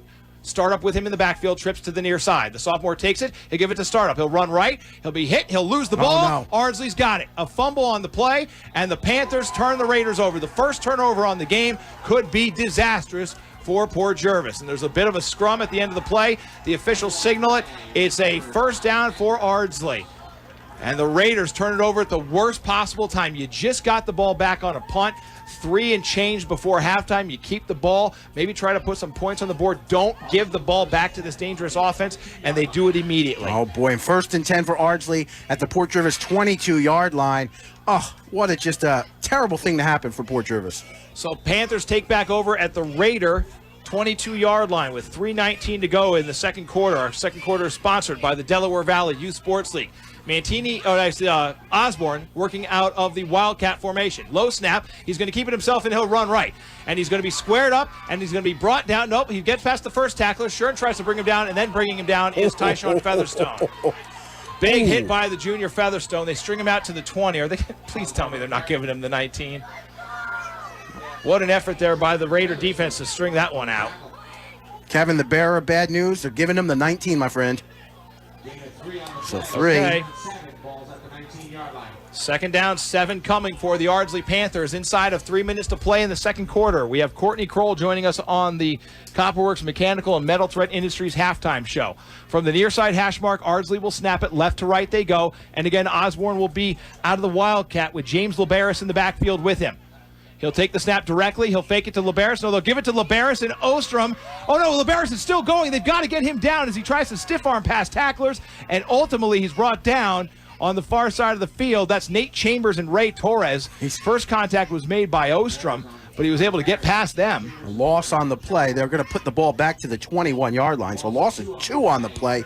Brings up a big third down now for Ardsley. Clock says 2 minutes, 5 seconds remaining here in this first half. Both teams deadlocked at 7 apiece, Kevin. We got ourselves quite a football game. We do. Very well played football game so far between Port Jervis and Ardsley. And Liberis will check out of the game now. Back in is Luke Mantini, the quarterback. Trips to the near side, one receiver to the far side. Third down, 9 to go for the Panthers. Straight drop back. Mantini floats it, and it's almost intercepted by Port Jervis. Nobody was there. Osborne was there, but I don't know if he didn't know it was coming to him or just reacted late. It's 4th down coming for Ardsley. And they're going to bring the leg out, Kev. Why not? The kid showed a pretty good leg on his last kickoff, Darren Judge. 4th down play. And you heard the Raiders crowd, all they want is a block here. Speaking of the crowd, how about this? Superintendent Mike Rydell here at the game today, along with Assistant Superintendent. Both Assistant Superintendents here at the game. So Port Jervis bringing out the big guns for the big game. This is a 39-yard field goal attempt, and Ardsley's going to take a timeout before they try it. We'll take one with them. 1:43 to go before halftime. It is 7-all here in Mahopac. More Raider football after this on WDLC, presented by Operation PJ Pride. Who are you going to believe? The business who paid for this ad or the customers who paid for their product? Because this is what people say about Masters Pest Control. I'm very happy with Masters. I was able to get an appointment the next day. They came exactly at the time given and provided me with several different options and price ranges to choose from. Their customer service and professionalism was above what I expected. I will definitely be calling them again. Visit masterspestcontrol.com today and get those bugs out tomorrow. This is Port Jervis High School football on Country 107.7 and 1490 WDLC. 1:43 to go before halftime. 7-all game, but Ardsley's trying to break the tie as Darren Judge comes on to kick what would be a 39-yard, actually we'll call it a 38-yard field goal attempt out of DeGuardia's hold. The kick is up. It's blocked. Ball's loose. It's blocked.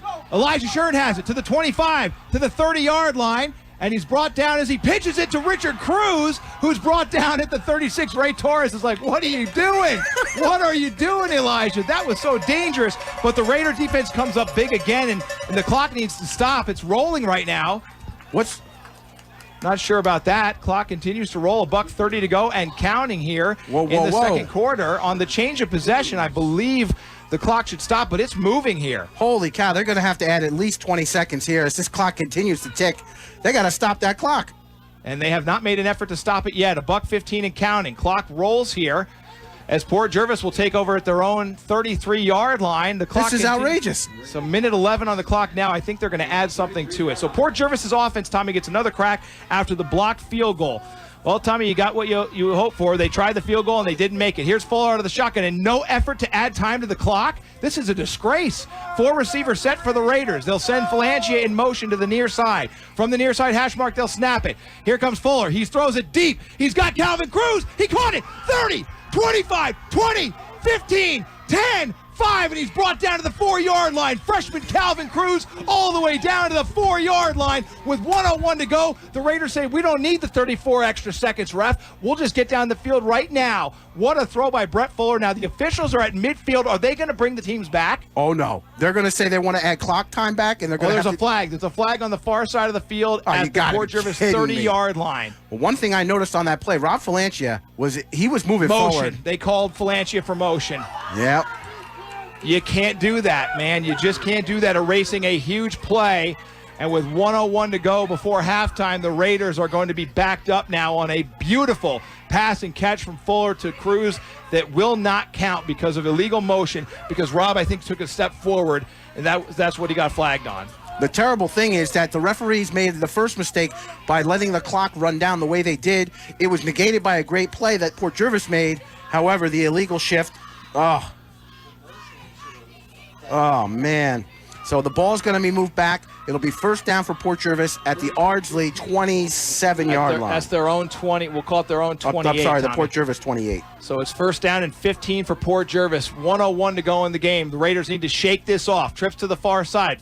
Falangia in motion again. Here comes the pressure. Fuller throws deep to the near side to Noah Brown, and Noah caught it. There's a flag on the play. If they call Noah Brown for pushing off, I'm going to jump out of this press box. Oh, Yeah, boy. this is going back. This is going to be an offensive pass This interference. is outrageous. Outrageous. Both guys are playing for the ball. They're hand fighting. This is football. All right, it's 53 seconds on the clock. It's going to be pass interference against Port Jervis. So 2 great plays, and they're both penalties against the Raiders that bring them back. That's a garbage call. I'll say it. It's a garbage call. It's first down, and they're going to take them further back now. This place, we've traveled so far. Port's come so far, and to have the guys in stripes take over the game the way they have, that right there is one of the worst calls I've ever seen, besides the fact that these guys can't even manage the clock right. I said it last week, Kevin. I'll say it again. You get B referees sometimes, and they're on display here today. That is a terrible call. They've infused themselves into the football game where these two teams were actually battling it out and having a great football game. They're just infusing themselves into the game and making themselves known. These are grown men. They should be embarrassed of themselves. Terrible. All the way back to the Port Jervis 14-yard line. It's 1st and 35. They need the 33-yard line. So, no, it's first and it's first and about 30. Just shy of 30 yards they need on this play. 53 seconds left. Fuller takes the snap, looks to his right, flushed out of the pocket, rolls to his right. He's going to uncork this one deep down the field to Freddie Blue, and Freddie came back and didn't catch it. How about a flag on that one? No, of course not. No. Blue had his hand held, and there's no flag on the play. It's second down. Outrageous. Freddie Blue comes back on the play, and the defense cornerback. In a normal game, hey, both guys are going for the ball. But with the situation we just had in front of us here, it's terrible.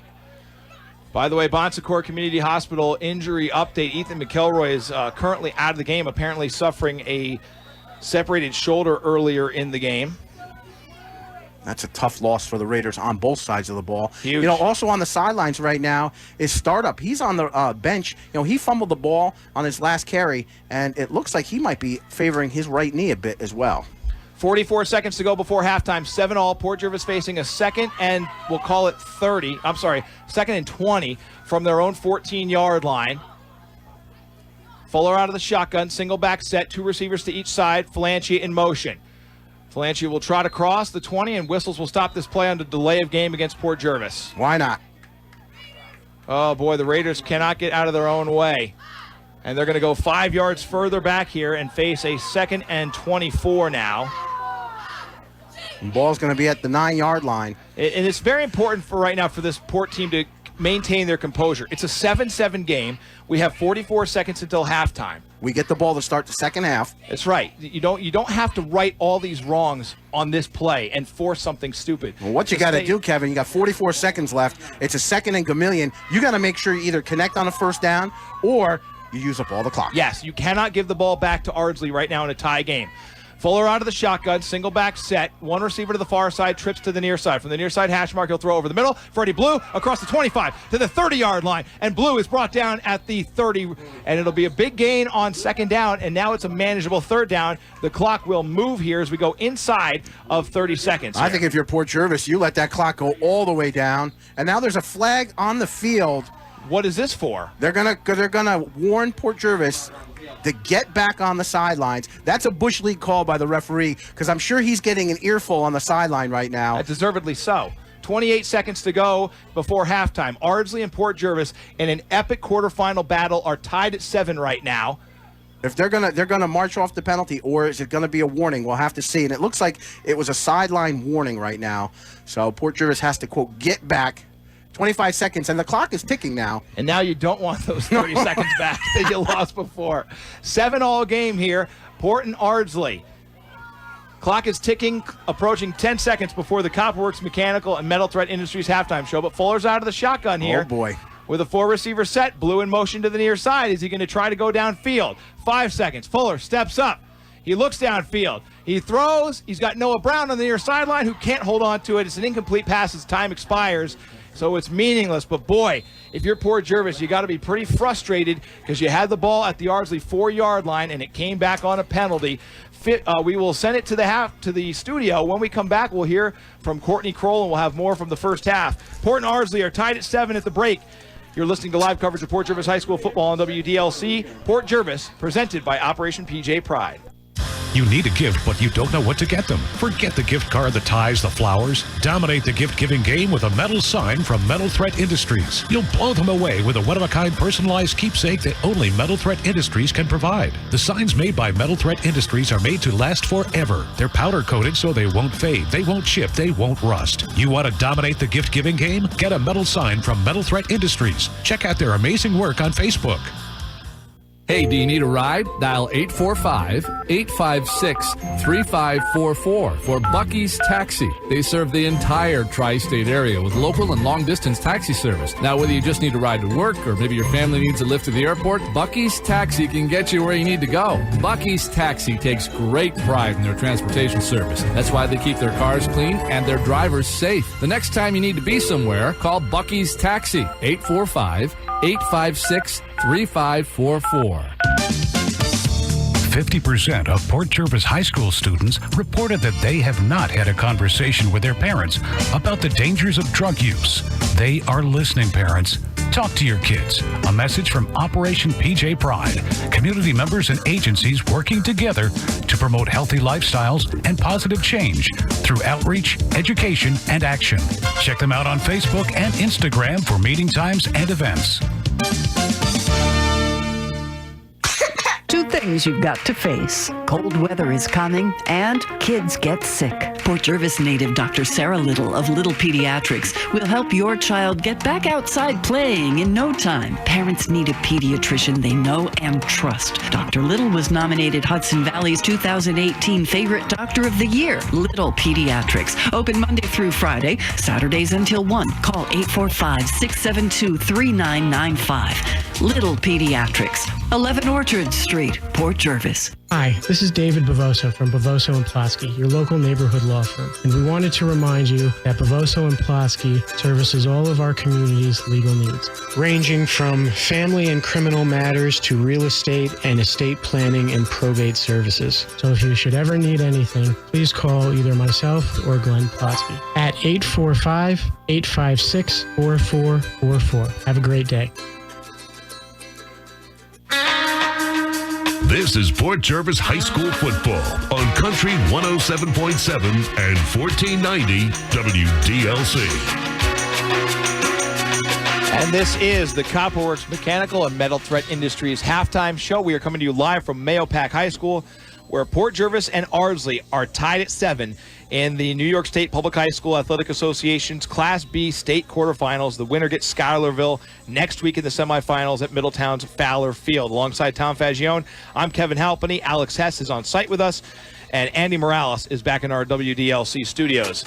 So the cold weather is coming, so make sure your home or business is ready with Copperworks Mechanical. Copperworks dominates the heat needs of the tri-state area. Call 845-499-8662 for Copperworks Mechanical. And joining us for our special halftime interview is Port Jervis High School junior Courtney Kroll. Courtney recently qualified for the New York State Cross Country Championships up in Plattsburgh. Courtney, thank you so much for giving us some of your time. Congratulations on qualifying. Tell us a little bit about the sectional meet and how that went. The whole time I was in 6th place, and I needed to be in 5th place. So I was in 6th place for like the whole 3 miles, and it's 3.1. So the last 0.1, I really just like kicked it in and like passed the one girl. So I got the last spot. So you knew the whole time where you needed to be? Yeah, I knew I needed to be in the 5th spot. And my coach and everyone was like yelling at me because I was in the 6th spot, and she was like right in front of me. Is that a position that you've been in before, where you kind of had to go up a gear towards the end of a race? None of the races really mattered as much as this one. Once I get towards the end of races, I usually kick it in and try to beat the person that's in front of me. This is a race that I actually needed to. Is this your first trip to the state meet? Yes. So what does that mean for you? How excited are you for that opportunity? I couldn't even sit down. You come off the straightaway once you come through the finish line, and they pull you into like your own separate corner to take your picture and give you your patch and everything. And I was like sitting there and like all were taking our pictures. And I was like trying to keep my tears in. I was like bursting out in tears. I was so excited. So they do that right away, huh? Right after you cross the finish line? Yeah, like I was dying, and they were like dragging me to try to take my picture. What kind of reaction did you get from your coach and from your family? My coach, he was so excited. My dad he runs with me every summer to train me for the season. So he's a really big part of it, and he was crying with me. We were talking before, you were saying that you've been doing this since 7th grade. Is qualifying for the state meet something that's been a goal of yours? Yeah, it's always been my main goal. Every time I'd finish my race, I'd see those top girls that would get pulled into the corner to get their picture taken, and I would just come to the finish line and go back to my seat and get my water. And I just watched them, and I was like I want to be there. But I never thought I'd actually get there until this season. I was undefeated for like the first part of the season, and I just like started beating everyone, and then I got this like thing in my head. I'm like, I can actually do this. Now, is there anything in particular you did training-wise, in the off-season, or anything that you would attribute your success to? Last summer, I did a lot of long-distance training, but it wasn't hard. And this summer, I did long and hard distance training. I did 6 miles, and I was like pushing it. I was dying. I feel like that really helped. I did a lot of hill work. For 2 weeks straight, I just did like up and down hills, and that really helped too. So tell me about the competition at the state meet. It's in Plattsburgh, New York. What do you know about the course, and how many kids are going to be competing against you? I know the course is, I think it's fairly flat, and there's around 150, 200 kids in my race. Since it's supposed to snow a couple days before, they have 3 courses planned out, just in case 2 of the other courses aren't good enough or like not safe. Have you had a competition as a cross-country runner at Port Jervis where there have been up to 200 kids racing? No, I've never had a race that had that many kids in it. I mean, there's been races with a lot of kids, but I don't think that many before. Is there any particular strategy or approach, that might be different than normal when the field is that large? Basically, I'm just going to have to sprint because there's so many kids, and if I don't go out fast, I'm going to be stuck in the back. So I just have to fully sprint to try to get into the front so I don't get trapped in the back. What kind of support are you getting around school for your opportunity to compete at the States? Mr. Murat has been crazy. He's talked to me every day about going to States. A lot of my teachers have congratulated me. All my friends are so excited. We're talking to Port Jervis High School junior Courtney Kroll, who will be competing in the New York State cross-country championships. She's actually competing in them today as you're listening. Courtney, tell me a little bit about the other stuff that you're involved in at school. Do you play any other sports, or you participate in anything else in the winter or the spring seasons? I do cross-country, indoor track over the winter, and then outdoor track over the spring, and then over the summer to stay in shape, I just do road races and train. What events do you participate in the indoor and outdoor track seasons? I do the 1,500, the 3,000, and then the 4x8. Any of those, have a connection to long distance, or does long distance help, or vice versa? I'm not as good with shorter distance. I even struggle with the mile. Like, I see it as a sprint still. And then the 2 mile it's just like a weird race. Like, you have to go fast, but you can't go slow. It's just like an awkward race. That's why I feel like the 5K is just the best race for me. I struggle with indoor and outdoor track. Do you expect to continue running in college? I originally wasn't sure, but now that I've made it this far, I feel like I could get into a better school with this running. Even if I don't do a school that has a very intense running team, I could do a D3 school and still do it and stay focused with school and have running not be the main thing that I focus on. Do you know what you'd like to focus on in terms of study when you go away to school? I want to go to college for physical therapy. Is there any particular reason that you found yourself interested in that field? Well, I've gotten hurt with every running season I've been in, so I feel like I'm very good at figuring out what's wrong with myself and healing myself. No kidding. Did you get hurt this year? Yeah, I rolled my ankle. And when did that happen? That was halfway through the season, which is kind of bad because I finally got back into running for counties. So that was the first race I actually ran without hurting.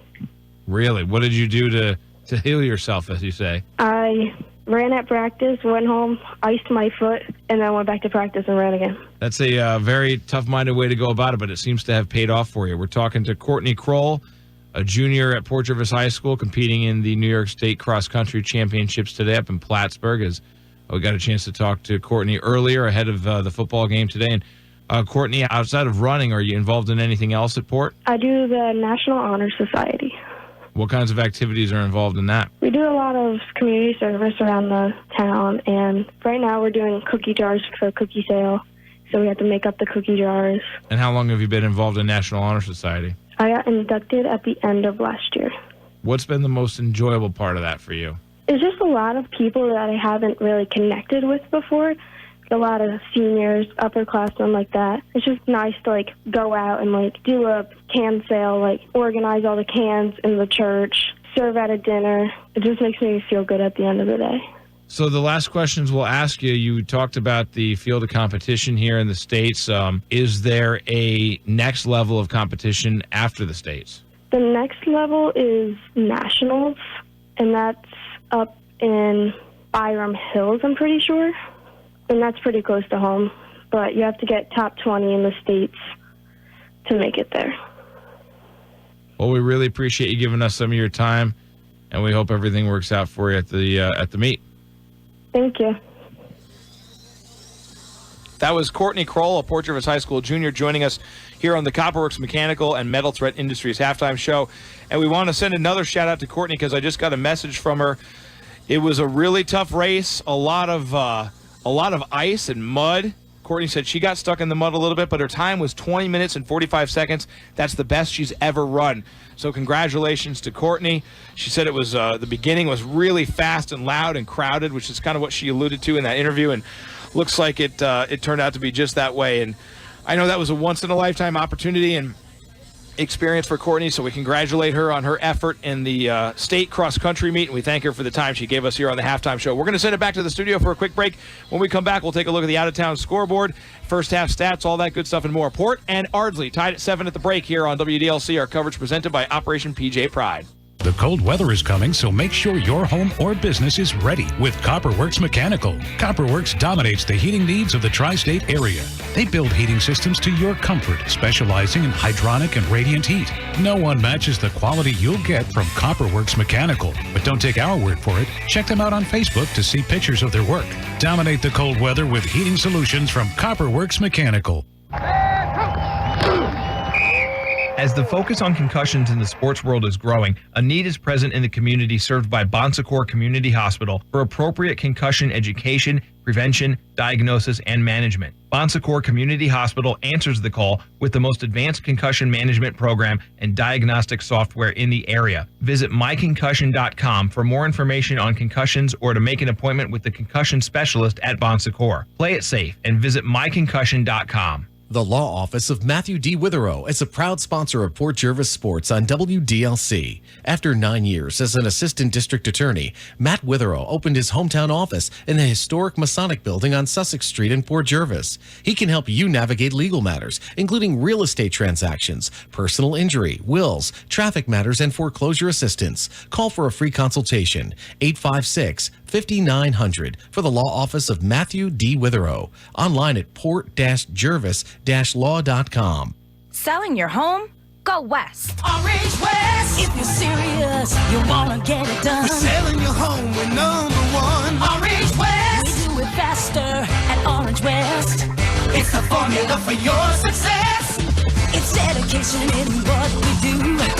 It's people working hard for you. If you're serious about selling your home, go west. Orange West. Orange West. It's been 17 years since Orange West Realty was founded in Port Jervis. During that time, we've championed the cause of our town's renaissance. The rebirth of our hometown makes all of us proud. While Orange West now serves 4 counties, we know that our success was only achieved through the support and referrals of our hometown clients, and we cherish that bond. Orange West believes in our area. Thank you for believing in Orange West Realty. Orange West. Orange West. This is Port Jervis High School football on WDLC. And now, the Copperworks Mechanical and Metal Threat halftime show. Copperworks Mechanical specializes in hydronic and radiant heat. No one matches the quality you'll get from Copperworks Mechanical, but don't take our word for it. Check them out on Facebook to see pictures of their work. It is halftime here at Mahopac High School. Port Jervis and Ardsley are tied at 7 in a very toughly fought first half of football. A couple of quick first half stats from our own Dr. Tom Fagione. Brett Fuller, 6 of 11 passing for 92 yards. Jalen Osborne held to 68 first half yards after he ran for over 300 in the first half last week. Those 68 coming on 12 yards. So he is over 5 yards a carry, but he has not broken the 100-yard mark. The scoring for Port Jervis with 11:45 to go in the second quarter. Brett Fuller found Noah Brown on a 4th down, 24-yard touchdown pass. And Liam Tomasi put the extra point through. With 8:35 to go in the first half, it was Luke Martini finding Ryan Watson, a sophomore, in the end zone for Ardsley. That extra point was also good, and that's how we've arrived at the 7-all tie. Quick shout-out to my wife, Patricia Halpany, who's listening with Noah and Natalie. They have all kinds of stuff going on today. Noah, good luck in your your basketball debut for 2019-2020. He's excited to play again in the Delaware Valley Youth Basketball League, so I hope you have fun today. Good luck. Make sure you play hard. Keep those dribbles on the fingertips. Remember, when you pick up the ball, you have to pass or shoot, buddy. Have fun today. And also to Natalie, I know she's having a great time. She's also a basketball player. She had her evaluations a couple weeks ago. Their season starts soon, so we're excited about basketball season in the Halpany House, but we are still in football season on WDLC. And by the way, Kevin, I guess it is true. Every dad is a coach, right? Absolutely. I had him out the night before Natalie's evaluations. Used the car headlights to light the driveway. That's dedication right there. Well, we had to get the dribbling drills in. I knew that the kids needed a little brush-up work before evaluations. Also want to shout out to Rob Woligrowski, who's listening up in Lake George. Rob, thank you so much for checking in with us. We really appreciate it. Big shout out to my friend Lisa Perkowski. She's watching her Alabama, but she says she's listening to us. And she commented that she really likes she wants to know my opinion on some of the officiating today. Oh, well, I think we've been pretty blunt about our opinions of the officiating.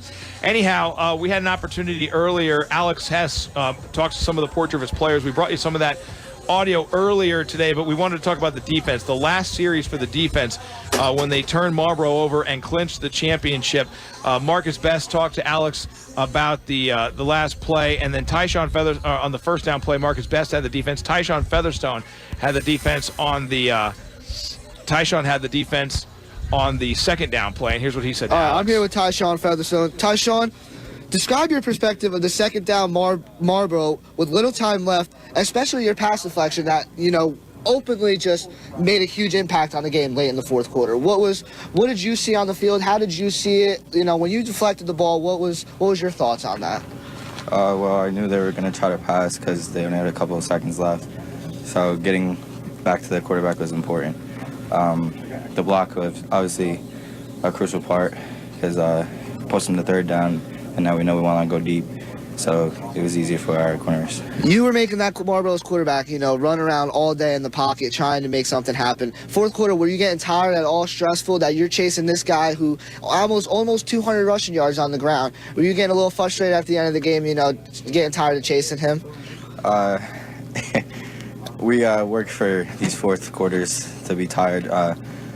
We're never really tired because they push us so hard in practice. It just gets easier and easier. Just easy. It's just hungry to do it? Yeah. All right. Well, thank you. Good luck today. I'll be here. Go kick some. That was Alex talking to Tyshawn Featherstone. And then on third down, Richard Cruz came up with the defensive play. On fourth down, it was Ryan Costello and Eric Quick who made the play. And here's their perspective on that. Eric, can you remember the play, how it unfolded, what you saw in front of you? Yeah, I remember exactly. Me and Ryan lined up in the middle. I shifted out because I saw a set of receivers on the outside. I knew they were going to go for the goal line, so I was just really anticipating the outside pass. I saw the quarterback roll out. I knew he was hitting that square out, so I just went there and made a play. Luckily, stepped out of bounds for the first down, but it's just magic feeling, once in a lifetime type of thing. Ryan, did you guys know you had him squared up short of the first down? I wasn't sure. I didn't know it for a fact that he was short. But then once we got him out, I looked over to the yard mark and I was like, nah, he's about a yard and a half short. So I saw that and I just got so excited, started jumping around, ran over to the sideline, with the guys, and then offense came in, took that knee. and then we stormed the field, and then we just it was a great night, to be honest. That's Ryan Costello and Eric Quick talking to us about the fourth down play. So many kids contributing to that win last week against Marlboro. A lot of kids in the action today. We're going to take one last break. When we come back, we'll kick off the second half here. Port and Ardsley tied at 7 on the Copperworks Mechanical and Metal Thread Industries halftime show here on WDLC, presented by Operation PJ Pride. The cold weather is coming, so make sure your home or business is ready with Copperworks Mechanical. Copperworks dominates the heating needs of the tri-state area. They build heating systems to your comfort, specializing in hydronic and radiant heat. No one matches the quality you'll get from Copperworks Mechanical. But don't take our word for it. Check them out on Facebook to see pictures of their work. Dominate the cold weather with heating solutions from Copperworks Mechanical.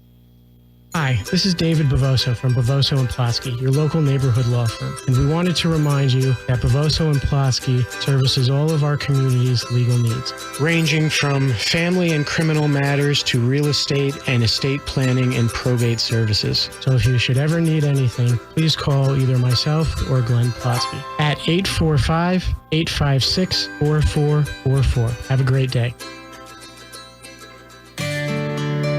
Planning a service is a difficult time. Gray Parker Funeral Home will help make this difficult time a special one with a range of services to help fit your needs and every opportunity to make the moment one to remember. Gray Parker Funeral Home is a family-owned and operated business serving our community since 1924, located at 100 East Main Street, Port Jervis. For more information, go to grayparkerfuneralhome.com or call 845-856-5191.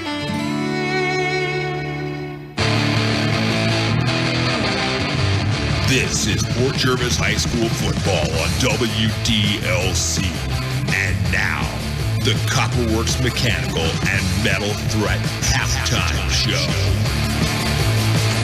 7-all here at Mahopac High School. Port Jervis and Ardsley battling for a spot in the state semifinals next week at Middletown. Wrapping up our Copperworks Mechanical and Metal Thread Industries halftime show. As we always do, it's time now for the Bavoso and Plotsky keys to the game. Bavoso and Plotsky, your local neighborhood law firm, they want to remind you that they service all of their community's legal needs. So if you should ever need anything, please call David Bavoso or Glenn Plotsky at 845-856-4444. As always, they say go Raiders. And Tommy, 3 keys for the Raiders to break this tie and leave here with a victory. Well, Kevin, driving here into Mahopac this afternoon, I saw a car wash. And number one, Port Jervis has got to clean up. They got to clean up the offense, man. The offense has been sloppy this afternoon, so they really have to clean up things offensively. Defensively, they have to continue to do what they're doing and stopping Osborne, the ball carrier. And number 3, Kevin, it's always the third one, and it's the intangible. You have to believe. Nobody picked this team to win anything this year. Nobody picked them to win last week against Marlboro. Nobody said, Port's got a chance here today. These kids have 24 minutes left in this game where they can go on to the state semifinals, and who knows, a week after that, we're going to Syracuse. They believe that. They know they're a family. If they can come out and believe that for the next 2 quarters, they win this football game, and we're calling the game at Fowler Field next week. Want to give some shout-outs. Jack and Bo Kamar listening in. They say go forward. Thank you guys for touching base. And their dad, Jared, and Matt Fuller listening in as well back in Port. How about this special shout-out in the town of Deer Park? We got our Assemblyman Carl Brabenick, Flo Santini, the town clerk, and Bill Harris cooking Thanksgiving dinner for the seniors out at the Deer Park Senior Center. They're tuning in and listening, so God bless them all, and hopefully they'll have a lot of fun for the second half. That brings our Copperworks Mechanical and Metal Thread Industries halftime show to a close. Ardsley has it set up to kick up. It's a short pooch kick that'll be fielded by Port at the 37-yard line. Chris Brown smartly receives it. Check that. It was Gage Amick who receives the kick and falls down at the Port 39-yard line. So the Raiders will have some good field position here. Our third quarter is sponsored by Masters Pest Control. Their protection program can greatly reduce the risk of insects nesting on or invading into your home, and their services are warranted. We are happy Masters Pest Control customers. We encourage you to visit masterspestcontrol.com today and get the bugs out tomorrow. So here come the Raiders. They work left to right in the third quarter in a tie game, 7-all. Port with good field position, 1st and 10 at their own 39-yard line from the far side hash mark. They will snap it, and Fuller will go under center for the first time today in front of an I formation. Cawthon behind him, and he's going to pitch it deep. That's Freddie Blue. Blue on the sweep play, looking for a hole on the outside. He gets it to the 40, and he's brought down there. Jalen Osborne brings him down. So many kids on this team, Tommy, for Ardsley go both ways, playing offense and defense. They don't have a deep roster, but they are clearly talented. That's one of the strengths Port Jervis has had through the season, is they've worn down their opponents because so many teams have their players on the field, both offensively and defensively. Port Jervis has been blessed both on the offensive line, defensive line, running backs, receivers, defensive backs, and linebackers. They can interchange players when they want. 11:22 to go. Clock rolls third quarter. Port facing a 2nd and 8 from their own 41-yard line. Fuller under center. Takes the snap. He'll give it to Cawthon. No, check that. Freddie Blue on the left side. Freddie Blue still working to the 43, maybe the 44-yard line before he's finally brought down. I thought I heard whistles stop that play before it got going, but the umpire's holding his hand up. And okay, just the third down play it is coming up for the Raiders. How about this startup not in the backfield? As I mentioned in the second quarter, he was on the bench holding his right knee. We'll have to see if maybe he's chipped up and injured so far this afternoon. A couple of Raiders are hurt. Zach Covert is in front of the I formation, in front of Freddie Blue, behind Brett Fuller on 3rd and 5. Fuller, straight drop back to pass, looks over the middle, rolls to his right, throws for Falangia. He's caught it at the 45. Falangia cuts no and goes to the outside 40 to the 35-30, inside the 30-yard line and pushed out of bounds at the Ardsley 28-yard line. First look on the field is for yellow. There's nothing there. It's a big first down for Port Jervis into Ardsley territory. A big third down conversion on a pass over the middle to Rob Falangia. 10-9. 10-9. That's not just the time on the clock. That's what's going on here today. Port Jervis' success offensively all season long has been in the hands of Rob Falangia, one of the best receivers in Section 9. He takes it over the river now here over into Putnam County, and he's showcasing it again. First down Raiders from the Ardsley 28. I formation look again. Fuller, he thinks about the pitch. Now he rolls to his right. This might be a broken play. Brett throws it. He heaves it downfield. He's got a man, but it's out of bounds. He threw it out of bounds. There's a late flag on the field. Late flag, and this is, you're going to have to guess. No, where's that flag? It's right at the line of scrimmage where it might be a hold or an illegal man downfield, and that might be the case. You know, Port Jervis, it was a run play to go with. You're an offensive lineman. You're not looking behind you. You're looking in front of you. You see a guy in a different color uniform, you're going to go block him. And if you're blocking him downfield and the quarterback throws the ball, it's going to be illegal man downfield. The Raiders have really shot themselves in the foot a lot today with penalties. They'll back this ball all the way up to the Ardsley 33-yard line, a loss of 5, and a 1st and 15 facing Port Jervis here. 10:16 to go. Clock stopped on the incomplete pass and the penalty. Port Jervis and Ardsley are knotted at 7. They'll snap from the far side hash mark. Will your Raiders going left to right in the third quarter. 4 receiver set, 2 to the near side, 2 to the far side, and Fuller returns to the shotgun formation with Cawthon to his left. The sophomore gets the snap from Conklin, drops straight back. Here comes the pressure over the middle. He has it caught. Richard Cruz at the 25-yard line. Nice pickup on first down. Keep it simple, Tommy. What do you call those high percentage completion passes? Absolutely. And Cruz coming to the sidelines. Looks like he might have got hit in his lower back. So he's coming to the sidelines. But what a great catch. He made himself into a small target, meaning he's coming across the middle. He made himself a small target so that if Fuller hits him, he makes the reception. If the ball is anywhere not near Cruz, it's an incomplete pass. That's a smart play right there. Second down, 7 to go for the Raiders from the Ardsley 25-yard line. Check that 4 receiver set. Roll to the right goes Fuller. Here comes the pressure. He is in a lot of trouble. He's going to heave it. He's got a man, and it's Noah Brown, but it's incomplete, out of bounds on the far side of the field. Boy, Brett Fuller nearly completed that pass. It's a third down coming up with 9.5 to go. We're tied at 7. Fuller rolls out to the right, Kevin, and then he spins back to the left. And he does, when he turns around, it's number 59, Billy Fond, right in his mug, right there. And yeah. Fuller just, I don't know how he does it. He chucked that ball off balance, falling backwards, and he across his body, 20 yards downfield, out of bounds. Third down and 7 to go for your Raiders from the Ardsley 25. Port Jervis and Ardsley tied at 7 with 9:30 to go in the Masters Pest Control third quarter. Fuller will again work out of the shotgun. 2 in the slot. Now Freddie Blue motions from the near side to the far side. So there are now trips to the far side. Cawthon the handoff on third down, and he's swallowed up. I'm a little surprised by that, as they're going to set up a fourth down now, and it'll be at the Ardsley 25, so no gain on third down. Port trying to catch Ardsley napping, and the Panthers were very awake. Loss of 1 on that play. Again, Port Jervis just not in sync on that. You know, Freddie Blue goes in motion to the left, and it's like, oh, here you go, Cawthon, take the ball. And there was no effort to move the ball downfield on that play. Port Jervis taking a lot of time in the huddle now on this big fourth down. Clock rolls inside of 9 minutes to play. 7-all. Port and Ardsley tied in the state quarterfinals. Winner gets Schuylerville next week at Fowler Field in Middletown.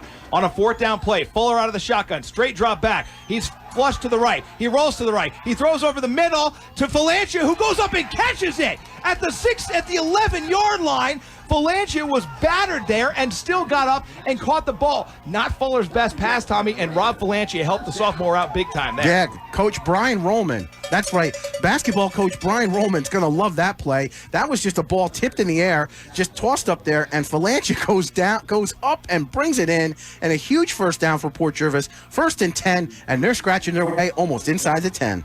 At the Ardsley 11-yard line, 8:24 to go. Clock moves here, third quarter, 7-7 game.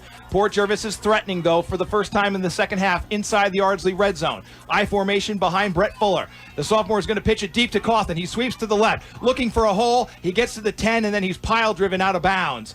And they say he was stopped before he got out, so the clock will roll. If he got a yard, that'd be generous. Not getting much on the ground of the Raiders. Boy, and this defense did a great job. Ardsley's defense spread out the Port offense. Cawthon running to the small side of the field. There wasn't much he could do. He put his head down, and we'll give him the yard. Yeah, the tip of the ball is touching the 10-yard line. 7:46 to go. Clock moving in the third quarter. 7-all. Port Jervis trying to break the tie here. They took a 7-0 lead. Ardsley came back and tied the game. Now we are still tied at 7, and Fuller looking to the sideline. He might need to use a timeout here because his play clock is running down. I think that there's something going on here with the referee. All right, so the officials, I think, might call a timeout. The teams are both being sent. I think they're having a problem with the chains. Okay. We're looking over to the side of the field. The chain is marked at the 11-yard line, and I think the down marker might have been stuck, and so they had to fix that. So it's an official timeout. I guess they're going to give both teams a free timeout now. Oh, hey, you take it, right? 30 seconds to talk it over. Sure. Especially Port Jervis, second down at the Ardsley 11-yard line. Any chance you get to think about things. How about this? Young George Torres out there with the water bottles. Nice. Wearing his brother's 42 jersey. Second down play for the Raiders. 4 receivers set, 2 on each side. Cawthon in the backfield with Fuller. The sophomore take the snap. Good protection, throws over the middle. Intercepted in the end zone by Ardsley. Coming out across the 10-yard line and cut down at the 11 is the Ardsley defender Brian Watson, who intercepted the ball. The ball was tipped over the middle, and Watson picks it off on a deflected pass. Oh, what That's a heartbreak brutal for the Raiders as the ball is tipped across the middle. It was a bullet by Fuller, tipped, and it was Ardsley who picks it up in the end zone, and they return the ball all the way back to the 17, maybe I'm check that, to the 13-yard line. Oh, what an opportunity now wasted by Port Jervis. Yeah, they got the ball to start the second quarter, had it all the way down to the Ardsley 10, and they turned the ball over for the second time today. A fumble and now an interception by Port Jervis, and Ardsley will get it back at their own 13-yard line. They go right to left in the third quarter. They'll snap it from the near side hash mark. Luke Mantini, the senior quarterback, will work.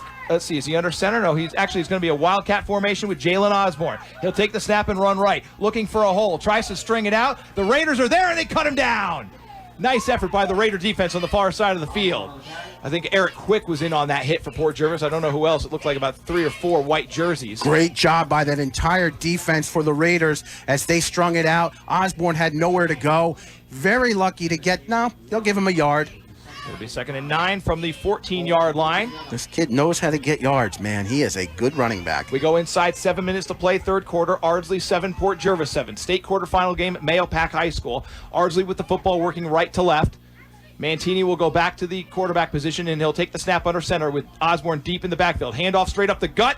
Osborne runs into the Raider defense, and the defense stands him up at about the 16, 17-yard line. Boy, a good fight at the line of scrimmage. Offensive linemen, defensive line. Port Jervis had 5 defensive men on the three-point stance, it seemed, and it was just head-to-head matchup right there, and Osborne slivered through. Got himself some positive yards on that play. Yeah, they gave him 4 to the 18-yard line. The generous spots continue here. 6:16 to go, third quarter. Checking out of the game is Buckland for Ardsley.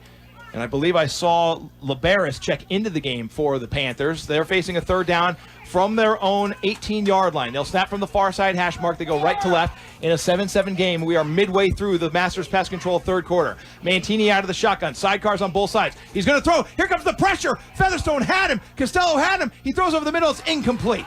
Incomplete pass intended over the middle for Sam Lowson, and it's 4th down for Ardsley. And the Raider defense, once again, comes up big. Boy, Ryan Costello, 9 tackles so far in this game, and boy, what heavy pressure he put right up the gut, a blitz up the middle, and for Mantini, he had to roll it out. He's lucky he didn't get sacked. 4th down, Ardsley's got a punt. The Raiders have forced a number of punts from Ardsley, but their offense has only been able to come up with 7 points so far. A great chance on their last possession, but they turned it over on an INT. So Mantini, after the incomplete pass, will now kick it away. It's they try to get some pressure, and it's a short kick that Ardsley is going to let roll inside their own 40, out to their own 41-yard line. Sublime field position, Tommy, for Port Jervis. They have got to cash in here. 5:39 to go in the Masters Pest Control third quarter. A Masters Pest Control protection program can greatly reduce the risk of insects nesting on or invading into your home, and their services are warranted. Visit masterspestcontrol.com today and get the bugs out tomorrow. Oh, boy, this is every bit of emotion that you wanted in a state quarterfinal game. You're getting it here, Kevin, aren't you? Holy cow. This is a great game between two really good teams. Unbeaten Ardsley, 2-time Section 1 Class B champions, against Port Jervis. For the first time in 18 years, Section 9 champs, the first time since 95 champs of Class B. Brett Fuller, the sophomore quarterback, will work out of the shotgun on a first down play. From the near side hash mark, the Raiders go left to right from the Ardsley 41-yard line. Conklin ready to snap the ball, sends it to Fuller. Fuller straight drop back. He's going to throw it deep down the field. He's got a man. It's incomplete. Beyond the outstretched arms of Calvin Cruz. Boy, he was open, just the pass a little too long for him, and it's 2nd down. Well, this is a 41-yard line where Port Jervis has the ball. Last week, Port Jervis connected on an incredible 41-yard touchdown. Right now, I see the referee actually in the huddle of Port Jervis, so he's probably letting these players know this is a championship-level game, but keep it clean, as both teams, they could definitely feel the pressure, and the fans feel it too. They're stomping up and down. All right, here we go. It's a 2nd down play for Port Jervis. Trips to the far side. Rob Falanchi, the lone receiver, to the near side of the field. Fuller out of the shotgun, takes the snap, rolls left. They've got good pressure on him. He's still rolling left. He steps back. He throws over the middle. It's caught. That's Freddie Blue to the 30-yard line. Blue now going the wrong way. What is he doing? He had the first down, but he tries to come to the far side. Tommy, how many times do you have to tell these kids? North and south, not east and west, right? Freddie trying to make something happen east and west. He loses yards. He would have had the first down. Instead, he stopped at the Ardsley 33. You get what you can get. That's it. It's that simple. Get what you can get. The ball is thrown to you, you catch it, put your shoulder down, and you just go north to south upfield. Don't try to cut back like that on a play, especially across the middle where you got defensive linemen turning on their back on you. Third down. 3rd down and 2 instead of a first down for Port. Empty backfield behind Brett Fuller from the 32. He's a fumble the snap. Did he cover it? The ball's still loose on the ground. Fuller covers it, and the Raiders dodge a bullet. Boy, they were ready, Tommy, to go with the quarterback sneak and let the big sophomore Brett Fuller try to get it himself. Instead, it's a fumbled snap. The Raiders continue They were to not shoot ready. themselves in the foot. Not ready at all. As Fuller, I don't know if he didn't expect the ball to come as quick as it did, but he was lucky to make the fumble recovery as the ball rolled on the ground there. 4th down now for Port Jervis at the Ardsley 35-yard line. 4:12 here left in this third quarter. I bet you Port goes to the shotgun.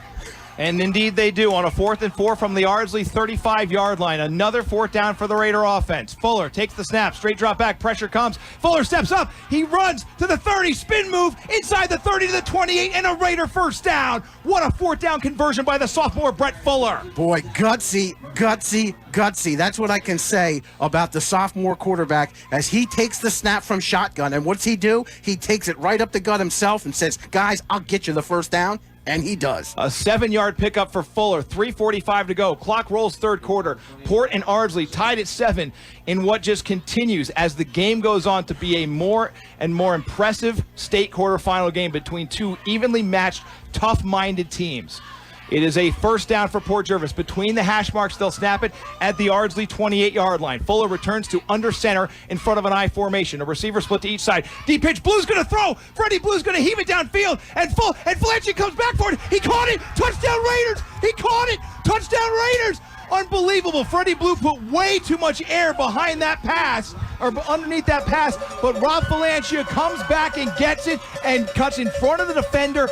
brings it into the end zone. Touchdown, Port Jervis, and on to try the Port Jervis Auto Mall extra point will be Liam Tomasi. At the Port Jervis Auto Mall pre-owned superstore, Rico and his sales team will do whatever it takes to get you into a car that's right for you. Visit the Port Jervis Auto Mall on Kingston Avenue or online at portjervisautomall.com. What a trick play by the Raiders. That certainly wasn't executed the way they would have wanted, but they will take it. 6 on the touchdown, and on to try the extra point is Liam Tomasi out of the hold of Logan Hammock. Kick is up, and Tomasi's extra point try is good. It's 14-7. Port Jervis leads with 3:16 to go in the third quarter. We're back in 30 seconds with more Raider football on WDLC, presented by Operation PJ Pride.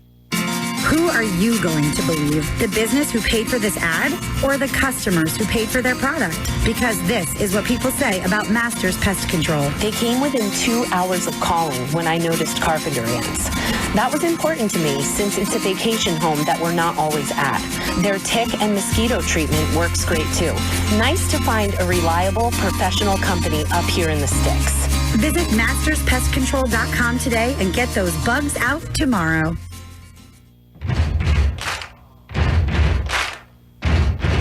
This is Port Jervis High School football on WDLC. All right, it is 14-7. Port Jervis has taken the lead over Ardsley with 3:16 to go here in our third quarter. We'll bring you the Buc-ee's Taxi Drive summary in a moment. Do you need a ride? Let Buc-ee's Taxi drive you. Dial 845-856-3544 for Buc-ee's Taxi, serving the entire tri-state area with local and long-distance taxi service. Liam Tomasi's ensuing kickoff skips at the 20 to the 15, picked up at the 6-yard line by Wattell. He's across the 10. He's hit hard and brought down at the 10-yard line. What an open field tackle made. Elijah Shern streaking down. No, that was Zach Covert on the hit. Boy, he flew down the field to bring down the return man. So Port Jervis goes 41 yards in 5 plays, and they do it in 2 minutes and 23 seconds. The big play was the halfback pass from Freddie Blue to Rob Falangia, and the credit certainly goes to Rob, who had to come back, get the pass out of the air in front of the defender, and then go into the end zone. Now the Raider defense out there on the field, fired up with a 7-point lead, 3:10 to go in the third quarter. From the under center, Mantini at the 10-yard line of Ardsley. The Panthers go right to left. He'll give it to Osborne. He'll run left, looking for a hole. Has one across the 15, across the 20, and Torres brings him down at the 29-yard line. A huge gain by Jalen Osborne on first down. Boy, good blocks at the line of scrimmage for Ardsley. Looked like it was an inside trap play, pulling guard maybe, and Port Jervis's defensive line was stymied there, and that's all Osborne needs. He just needs a little bit of time to get past that line of scrimmage, and he gets a big first down for Ardsley. First and 10 Panthers. Clock rolls inside of 3 minutes to play in the Masters Pest Control third quarter. I want to give a shout out to my family again. They're listening. I just got a message that Natalie said I'm a really good teller. That's about the best compliment I've ever gotten broadcasting football on the radio. 2:38 to go. Clock moves. First down Ardsley from their own 29-yard line. Osborne in deep motion. Handoff to the fullback. He goes up the gut, and 2 Raiders bring him down. He was brought down by Tyshawn Featherstone, and I think that was Ostrom or Sorelli. Sorelli on the bottom of that tackle. Nice fake play. Was that Liberis? Yep. On the carry, so it is second down now for the Panthers as they move the ball to their own 32. A 3-yard pickup for Liberis. 2nd and 7 coming for the Panthers as we approach 2 minutes to play in the third quarter. 14-7 Port Jervis. 2-man backfield, offset behind, and they'll give it to Osborne. He goes up the middle. Now he cuts to the left. Quick tries to get him, can't, and Costello is able to bring him down. Costello and Shern team up, and Ray Torres in there as well. Third down now for Ardsley. And this Port defense, they just keep you on the edge of your seat. Heck, we're not even in seats. We're standing this whole game because this is some football contest we are watching here. Wow, he only got 2. Wow. It's been the most favorable spot the Raider defense has got all day. 3rd and 5 facing the Panthers from their own 34-yard line. Coming up on a $1:30 to play in the third quarter. 14-7, Port Jervis leads, trying to advance to next weekend's semifinals against Schuylerville. That game will be played at Fowler Field in Middletown on Saturday, November 23rd at 3 p.m. Here's the third down play. Fast to the line come the Ardsley Panthers. Under center goes Mantini. Split backfield behind him. He's going to take the snap. He's going to play action. He's dropped straight back. He throws deep over the field. Guy's wide open, and he can't catch it. He threw it short. Oh, my goodness. Griffin Buckland was wide open, and the pass was short. The Raiders have dodged so many bullets, and there's another one. That guy had gotten behind. There was just nobody anywhere near him. Holy smokes. Oh, my. Ardsley breaks the huddle fast, and Port thinks it's run, run, run. And Ardsley play action fakes, 2 wide receivers wide open downfield. But Ardsley could not capitalize. 4th down, and they're forced to punt, and Port Jervis is saying, whew. Well, don't exhale just yet, because Mantini, their punter, is also their quarterback. Low snap. He gets it. He will kick it away. It's a high wobbling kick. Cawthon is going to field it. He's at the 40. He's still on his feet to the 47-yard line. Oh, that kid loves to live on the edge on the punt returns. Oh, boy. And with less than a minute left here in the third quarter, 57 seconds exactly, Port Jervis will get the ball 1st and 10. Kevin, we talked about the sun in the first half. Port Jervis now has the sun directly in their eyes as they're moving the ball downfield. As we are just inside of a minute to play in the Masters Pest Control third quarter. First down for Port at their own 46. They have benefited all afternoon, Tommy, from great field position. They do so again here. Fuller will go out of the shotgun. It's a 4-receiver set. Trips to the far side. 1 receiver to the near side. Handoff goes to Shern. Or check that to Geffen Cawthon. And Cawthon will be swallowed up at the 45. He'll lose a yard, I think. They're just not having a lot of success. That front line of Ardsley, they're not just big. We noticed that as they came onto the field, but they are fast, Tommy, across the front of that defensive line. And they're going to lose 1 on the play for Port Jervis. It'll move the ball back to their 45-yard line. Clock under 30 seconds now left here in the third quarter. Port Jervis will get probably this last play off before we enter the fourth quarter. Whew. And this is some game, man. We are witnessing what a tremendous football contest between 2 great matched up football teams. 2nd down and 11. They're creeping up. Is he over? There's no flag on that? He was offsides. I can't believe there's no flag. They're going to throw it deep. Noah Brown's open, and he's overthrown. The defender from Ardsley was offsides, and there was no penalty. These guys are horrible. These referees are absolutely terrible. I know I focus too much on them, and I'll probably get ridiculed a little bit, but that is just a terrible call. The kid's helmet is past the Raider offensive lineman. That's a clear encroachment.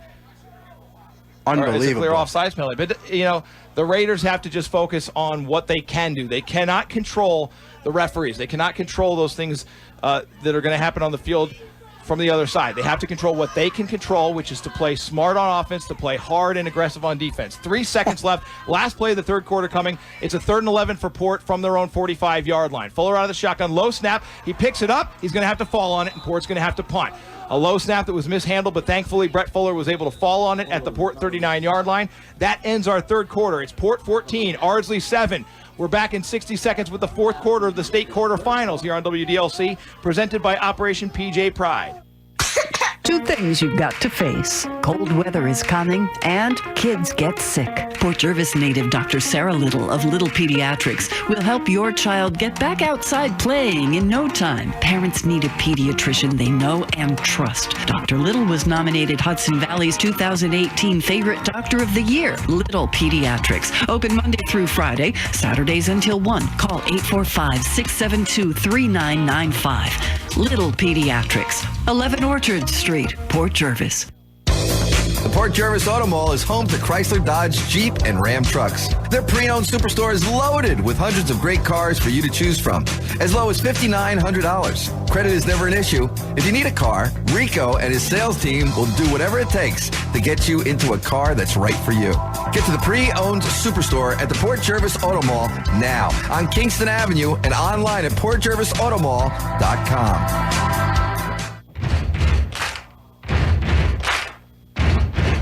This is Port Jervis High School football on WDLC. 14-7, Port Jervis leads Ardsley as we begin our fourth quarter play, and the Raiders start the fourth quarter with a false start penalty on a punt attempt, so they're going to be backed up to their own 34-yard line. This drive started out pretty promisingly with great field position for Port off of a punt at their own 46-yard line, but they just couldn't move the ball. Nico Rodriguez, the junior punter, is going to kick it deep, and Jalen Osborne, always dangerous, is back there. High snap. Rodriguez gets the kickoff. It's a high booming kick that Osborne is going to watch bounce, and the Raiders will down it at the Ardsley, probably about the 41-yard line. So the Panthers will get good field position to start our fourth quarter, which is sponsored by the IF Retallick Insurance Agency. Whether you need insurance help for your home, auto, or business, Ilonka has you covered. We're proud to have her sponsor us for 4 years in a row here in the fourth quarter. Visit Ilonka and her staff at 9 West Main Street. They're open Monday to Friday. Call 845-856-1112 for IF Ritalic Insurance. So here we go. 11:48 in the ball game. Port Jervis 14. Ardsley 7. And the Panthers have the football 1st and 10 at their own 41-yard line. They work left to right in the fourth quarter. Mantini will go out of the shotgun. Raiders crowd the line. Low snap. Mantini throws over the middle. It's tipped and nearly intercepted.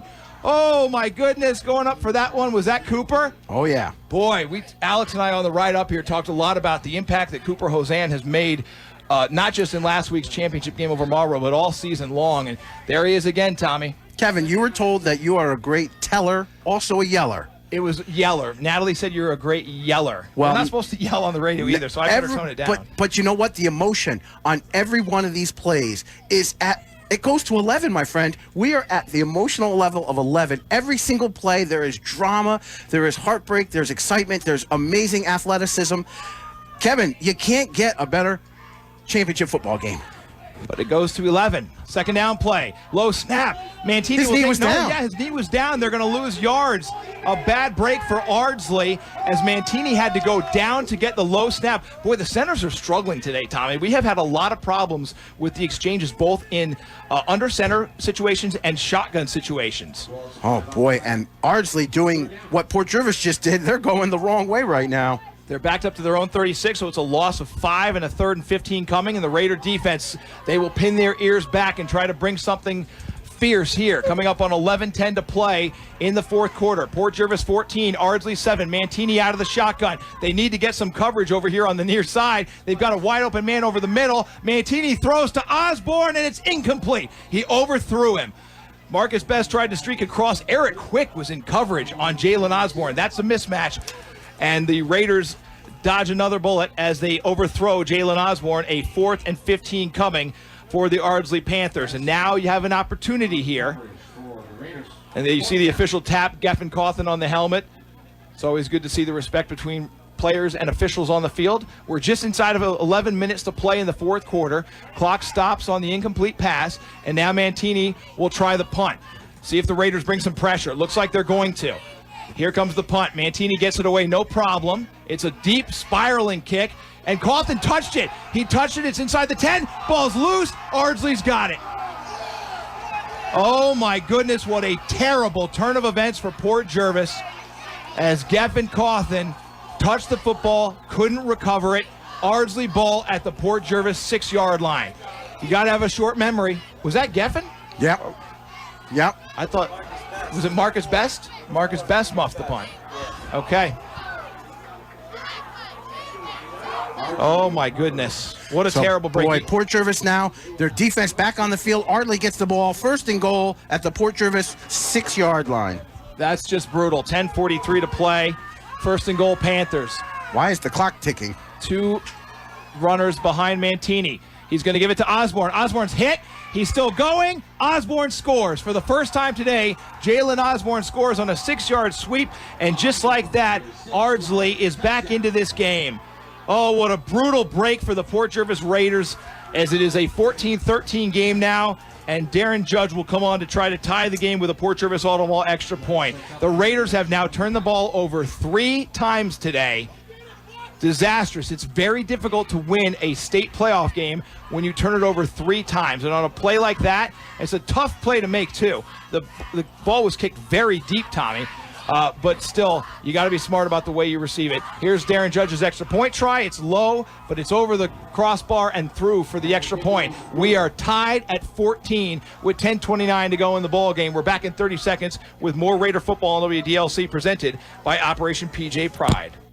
When it comes to saving you money on insurance, no one is better than Ilanka at IF Ritalic Insurance Agency in Port Jervis. Ilanka does more than offer you great deals on auto, home, and business insurance. She'll offer you her time to sit and talk. She'll tell you about the insurance options that are available to you. She'll answer any questions you have. She'll find you an insurance plan with coverage to give you peace of mind and rates to save you money. Call 845-856-1112 for IF Ritalic Insurance Agency, 9 West Main Street in Port Jervis. This is Port Jervis High School football on WDLC. All All right, fourth quarter, 10:29 to play. We are tied at 14, a brand new ball game. After Port Jervis muffs a punt, Ardsley scores on a one-play, 6-yard drive. Jalen Osborne on a sweep, and it is 14-all. Oh, boy. 17 seconds in time of possession if you're keeping score at home. Port's just got to bear down and get back to work, and that's all that's facing them right now. And again, Ardsley has that strange start to their kickoff formation. Raiders got to be ready. They break and go back to a normal kickoff formation for the left-footed kicker, Darren Judge. It's 14-all at 10:29 to go in the fourth quarter.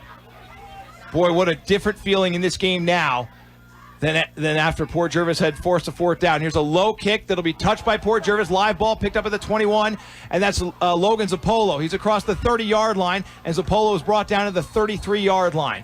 So the Raider offense will come back onto the field in what is now a newly tied game in the fourth quarter. Port Jervis has got to be deliberate, got to be smart, got to keep the ball. 14-all with 10:20 to go in the fourth quarter. Boy, we got ourselves a football game, no doubt about it. Absolutely. Port Jervis will snap from the far side hash mark. Let's see, the ball is spotted at the 33 of Port. And you just, simple, Tommy, keep the football. That's it. High school football, and a good move by Coach Straharski is Geffen Cawthon in the backfield. Probably said to him on the sideline, hey, listen, kid, this is high school football.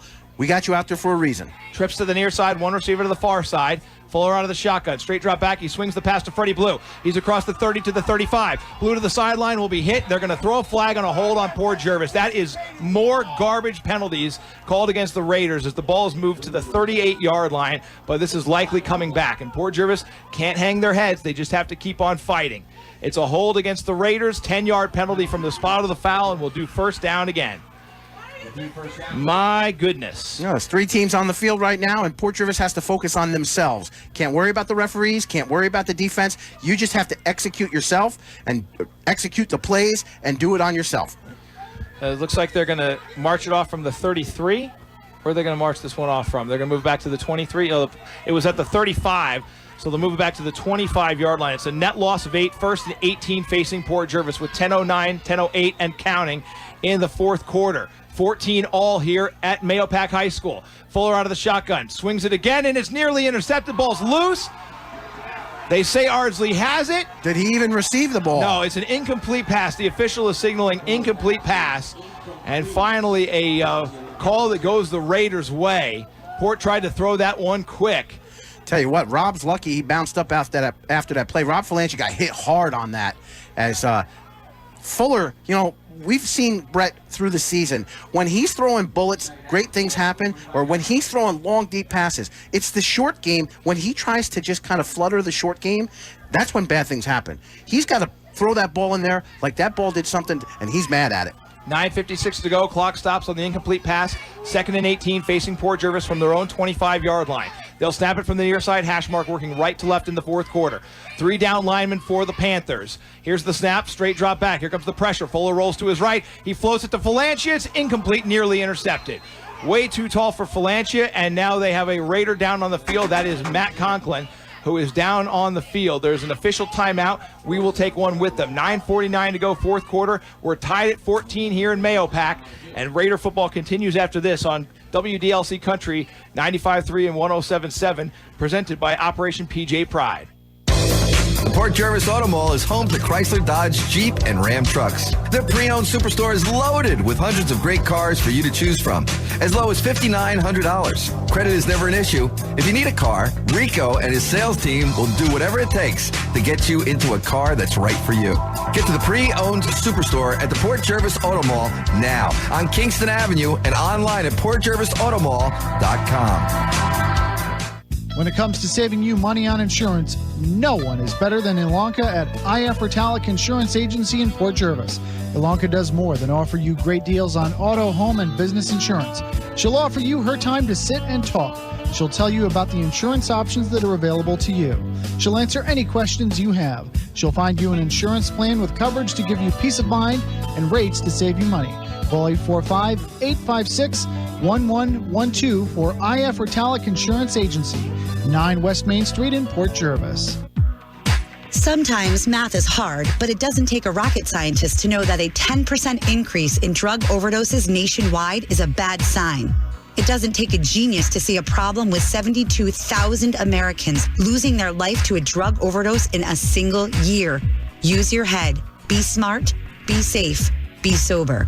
A message from Operation PJ Pride. Visit them on Facebook or at one of their monthly meetings to find out how you can help fight the battle against substance abuse in our community. As the focus on concussions in the sports world is growing, a need is present in the community served by Bon Secours Community Hospital for appropriate concussion education, prevention, diagnosis, and management. Bon Secours Community Hospital answers the call with the most advanced concussion management program and diagnostic software in the area. Visit myconcussion.com for more information on concussions or to make an appointment with the concussion specialist at Bon Secours. Play it safe and visit myconcussion.com. This is Port Jervis High School football on WDLC. 9:48 to play, fourth quarter. We are tied at 14 here in Mahopac, and we have a new center for Port Jervis. Jamie Hong is on to snap it to Brett Fuller. Matt Conklin had to leave the game after an injury. Here's the snap. Fuller straight drop back, rolls to his left, looks downfield. He throws over the middle. He's got Falangia, who is absolutely, and there's the flag. The defender had his left arm on Rob Falangia. That's going to be a pass interference against Ardsley, as Falangia is just getting hammered out there. So Matt Conklin suffered an injury. He was helped off of the field by his coaches and trainers. Jamie Hong takes over for him. And a penalty is going to be a pass interference penalty against Ardsley. So they'll move the football up to the 40-yard line, and we'll redo second down. We should. Let's see if the officials actually do that. I don't know. The down marker says third down. That should be second down. Should be first down. Should be first down. What's going on? Why does the down marker say third down? I guess not. It's that worst second down, but it should be first down. The down marker says third down. Are they not asking the officials what's up with that? I guess it's 15 yards, and if you don't get a first down, it's still the down over. What a loss of downs. Here comes the pressure. Fuller to the left, steps up. He's going to be hit. Brett Fuller, he's going to throw it downfield to Brown, and it's incomplete, out of bounds. And see, here is where it really comes into play. They move the down marker to fourth down. This is insane. How can you make this bad of a judgment 15-yard penalty. And unless it's a first down, it's going to be a spot foul. So they were short of the first down. I guess they're going to say it's a third down. I guess so. I don't understand that at all.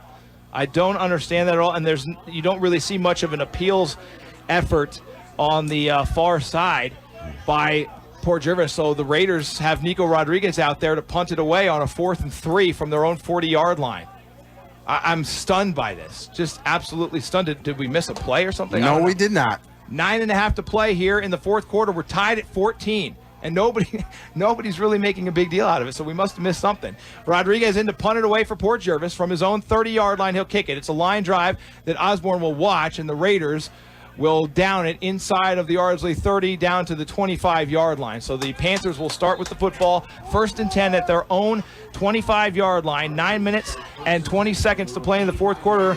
Which, by the way, that's an eternity. We have a lot of football left to play here in Mahopac. Port Jervis and Ardsley tied at 14 in what has been one of the most exciting state quarterfinals I could imagine in a while. We obviously have not had the opportunity here on the Neversink Media Group of radio stations to bring you a New York State quarterfinal game, but Port Jervis is in it this year for the first 18 years. And they are tied with the Section 1 champions, Ardsley, 14-all. Ardsley lost to Marlboro last year. Port Jervis is trying to send them home after the first round again this year. Panthers will work out of the shotgun.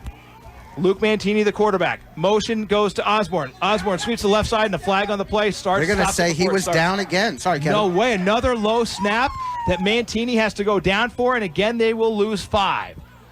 So it's 2nd and 15, and this time the down marker will actually move.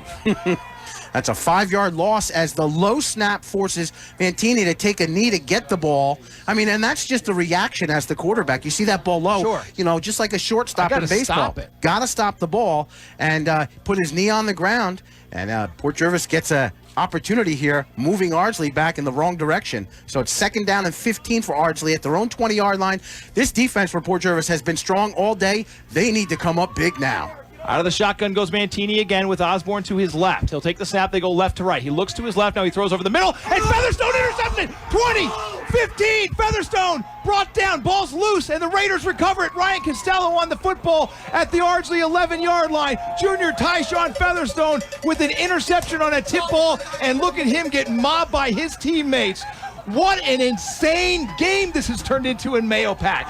Tommy, both of these teams, the defenses are making it happen today. There's 28 points on the board.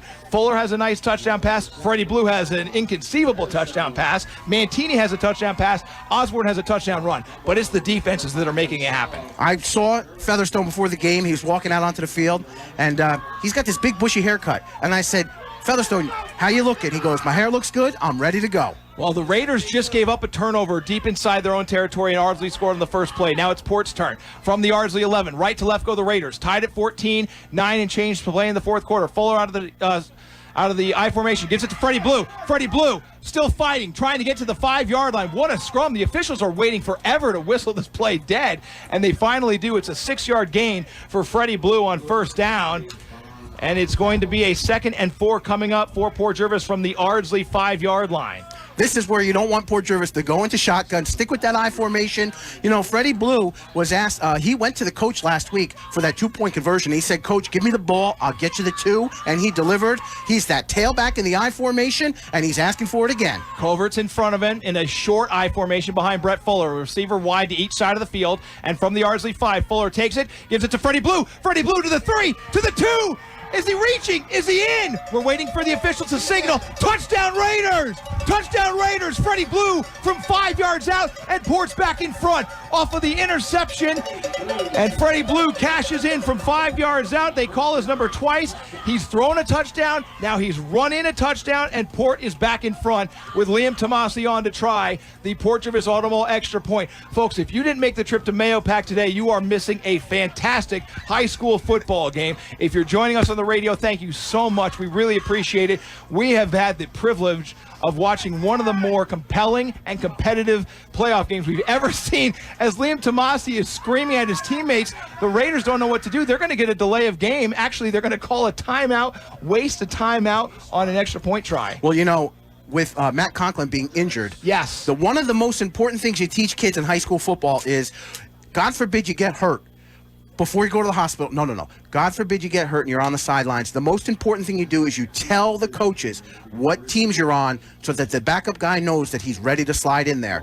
And I'm not blaming Matt at all, but that's exactly the situation there with Matt being injured, and we hope it's nothing serious, that, you know, obviously they're down a man on the extra point and all the other specials. So the coaches on the sideline, they'll use the timeout. They'll say, okay, guys, remember, Matt was on this, Matt was on that. Whoever his backup is has got to be ready to go.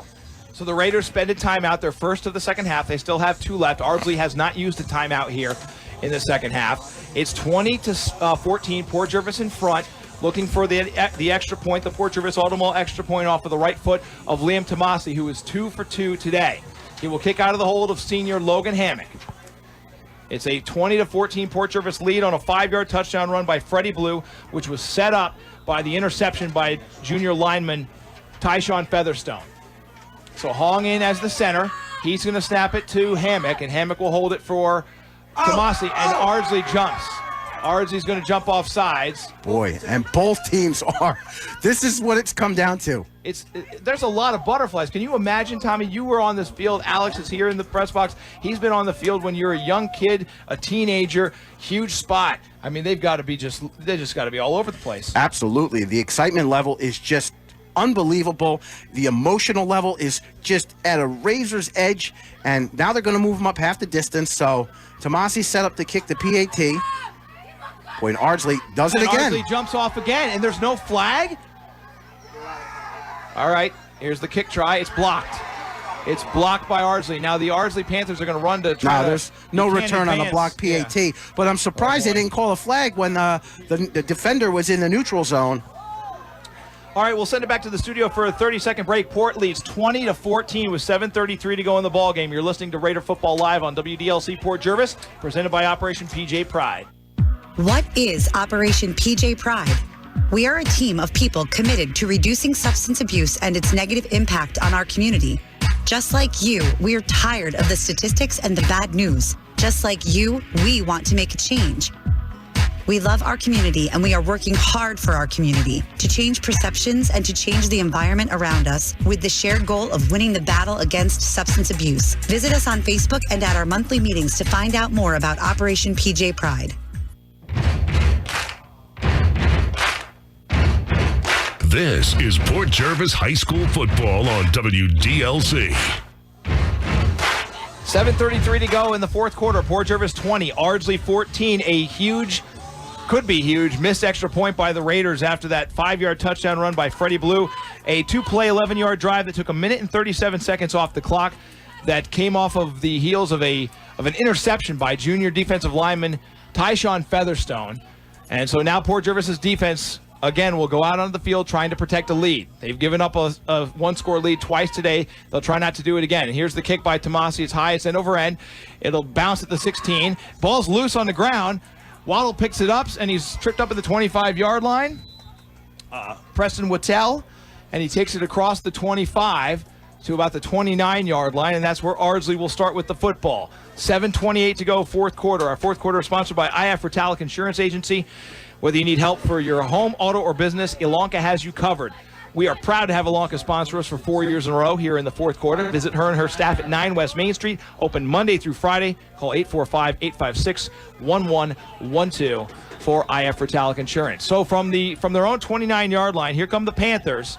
Down by 6, the Raider defense. And it's a direct snap, and Osborne drops it. He runs to the left. He's wrapped up. He gets through, though, and it's finally Ryan Costello who grabs him at the 34-yard line.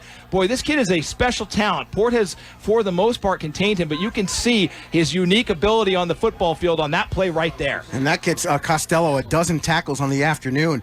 But you're right, this running back, we haven't seen a player of this magnitude all season long, and there's no reason why Ardsley isn't here without him in the backfield.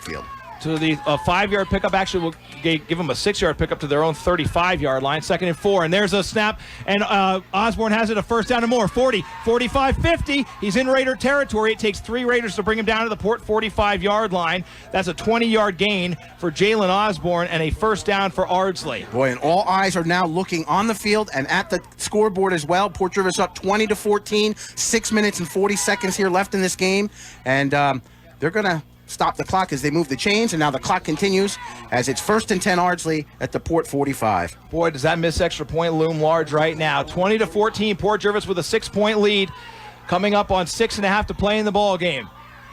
Mantini out of the shotgun. Ball's on the ground, and he has to fall on it at the Ardsley 48-yard line. Boy, it is just over and over. These quarterbacks and centers struggling to get the ball to one another. Well, this game is, everything's on the line, and both teams are feeling the pressure.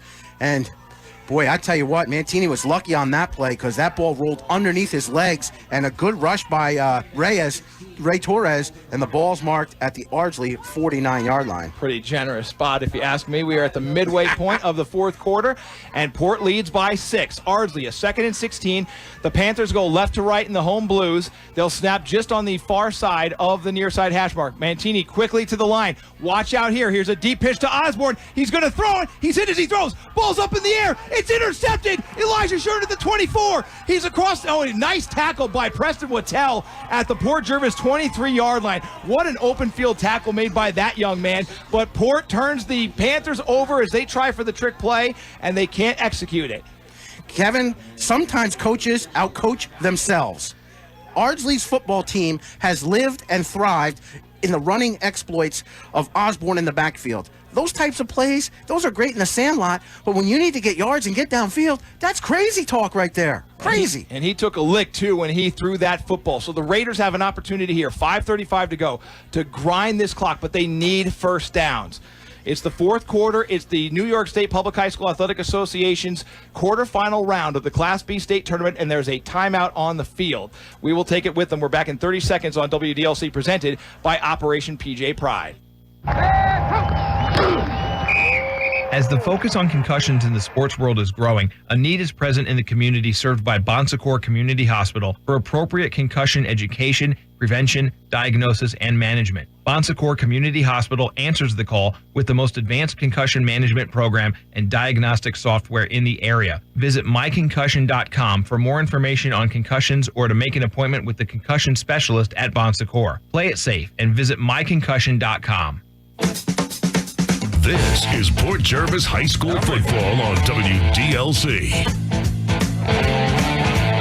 5:35 to play, fourth quarter. Port 20, Ardsley 14. I formation for the Raiders from their own 24-yard line off an injury timeout. Handoff left. That goes to Freddie Blue, and he goes nowhere. What a big hit made by the captain, Billy Fawn. Oh, my goodness. Fawn just ripped right through the Raider offensive line. Listen, Billy Fawn walked onto the field, and I said, whoa, this kid's big, he's strong, and he's tough and mean-looking, and he's played that way the whole game for Ardsley. And what a play and a loss on the run for Freddie Ballou. A loss of 2 back to the 22. 2nd and 12 facing the Raiders. They go right to left in the fourth quarter. They'll snap from the near side hash mark, leading 20-14, and now they move Brett Fuller back to the shotgun. Single back to his left, 2 receivers to each side. They're bunched up on the near side, spread on the far side. Fuller takes the snap, belt high, rolls to his right. He pump fakes. He's going to be hit, and now he's going to heave it up to Noah Brown, who caught it, but he didn't catch it in bounds. He's out of bounds, an incomplete pass, and boy, oh, Nelly, that was a crazy play. And just like that, Port's 3rd and long, deep in their own territory, 4 minutes and 45 seconds. Check that, 4:46 left in this game. Not what you needed to do. That second down play, the incomplete now, sets you up 3rd and long and forces you to really think about having to throw the football. 4:46 to play, fourth quarter. Port 20, Ardsley 14. They better hurry up out of this huddle as well. A miss. We have a timeout on the field. Timeout, PJ. They used their second timeout. They've only got 1 left. 4:46 to play in the ball game. And we will send it back to the studio. We're back in 30 seconds with more Raider football on WDLC presented by Operation PJ Pride. When it comes to saving you money on insurance, no one is better than Ilanka at IF Ritalic Insurance Agency in Port Jervis.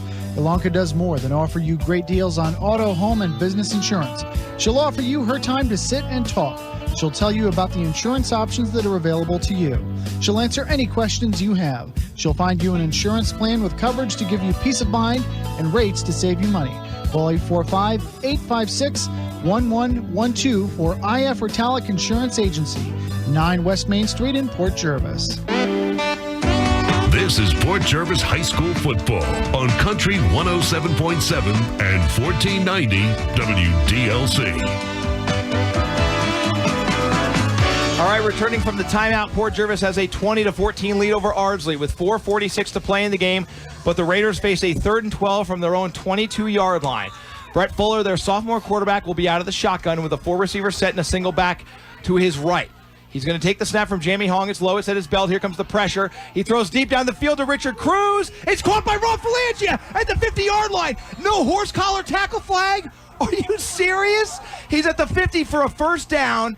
And the Raiders will have new life and an opportunity here to try to work a little bit more clock. But I cannot believe Falangia is grabbed by the back of his shoulder pads and brought down, and there's no penalty. Unreal catch by Rob Falangia. The professionalism of this receiver gets better and better as the season's gone along. And no matter what, in fact, they're going to give him the 49 of Ardsley. So it's first down Port Jervis at Ardsley's 49-yard line. Clock says 4:32. Port Jervis escapes what was a unbelievable 3rd and long, and it's on the great catch of Rob Falangia. And that was intended, I think, for Richard Cruz, and Falangia just said, nope, I got to take this one. There are plays that this team performs, and you look at it and you're like, they have no business being here, but they are. And they will go with the I formation from the Ardsley 49. Fuller takes the snap, handoff Covert, up the gut, he gets 2.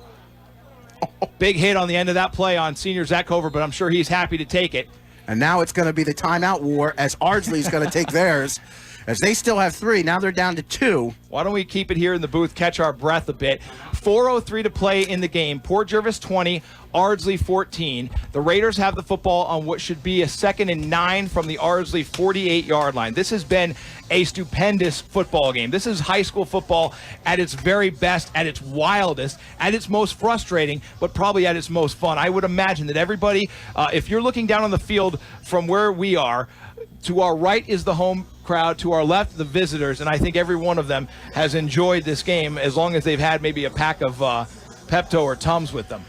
I got to tell you, you could just feel the tension in this crowd. There's been excitement and cheers when big plays have been made, and then as soon as the big play's made, all of a sudden everyone's like, oh, they're just holding their stomachs and saying, "What a football game!" Just a tremendous contest by 2 awesome football teams.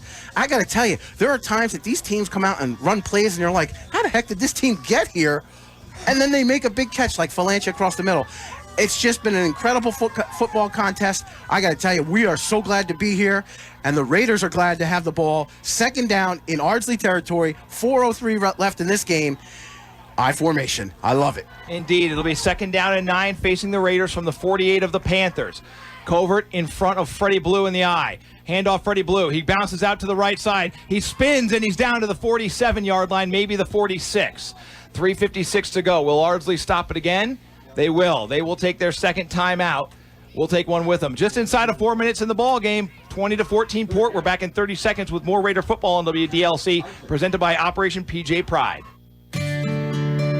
Planning a service is a difficult time. Gray Parker Funeral Home will help make this difficult time a special one with a range of services to help fit your needs and every opportunity to make the moment one to remember. Gray Parker Funeral Home is a family-owned and operated business serving our community since 1924, located at 100 East Main Street, Port Jervis. For more information, go to grayparkerfuneralhome.com or call 845-856-5191. This is Port Jervis High School football on WDLC. 3:56 to go in the ball game. Port 20, Ardsley 14. It's 3rd down facing the Raiders.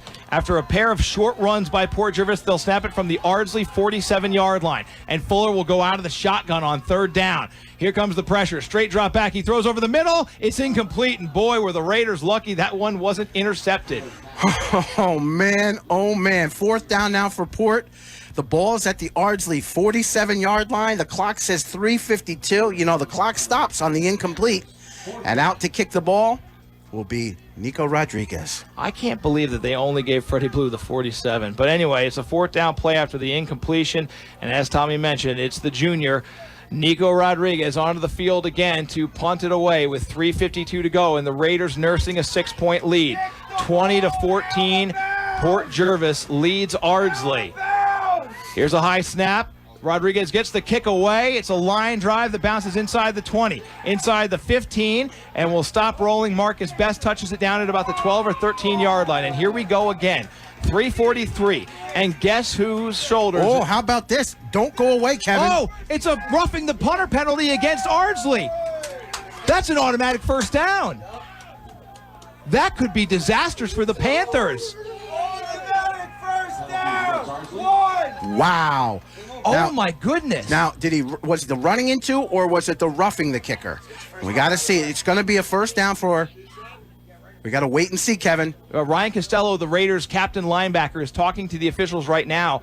I mean, what other choice could you possibly have unless this penalty doesn't result in a 1st down? So it's 3:43 to play in the ball game. Port Jervis 20, Ardsley 14.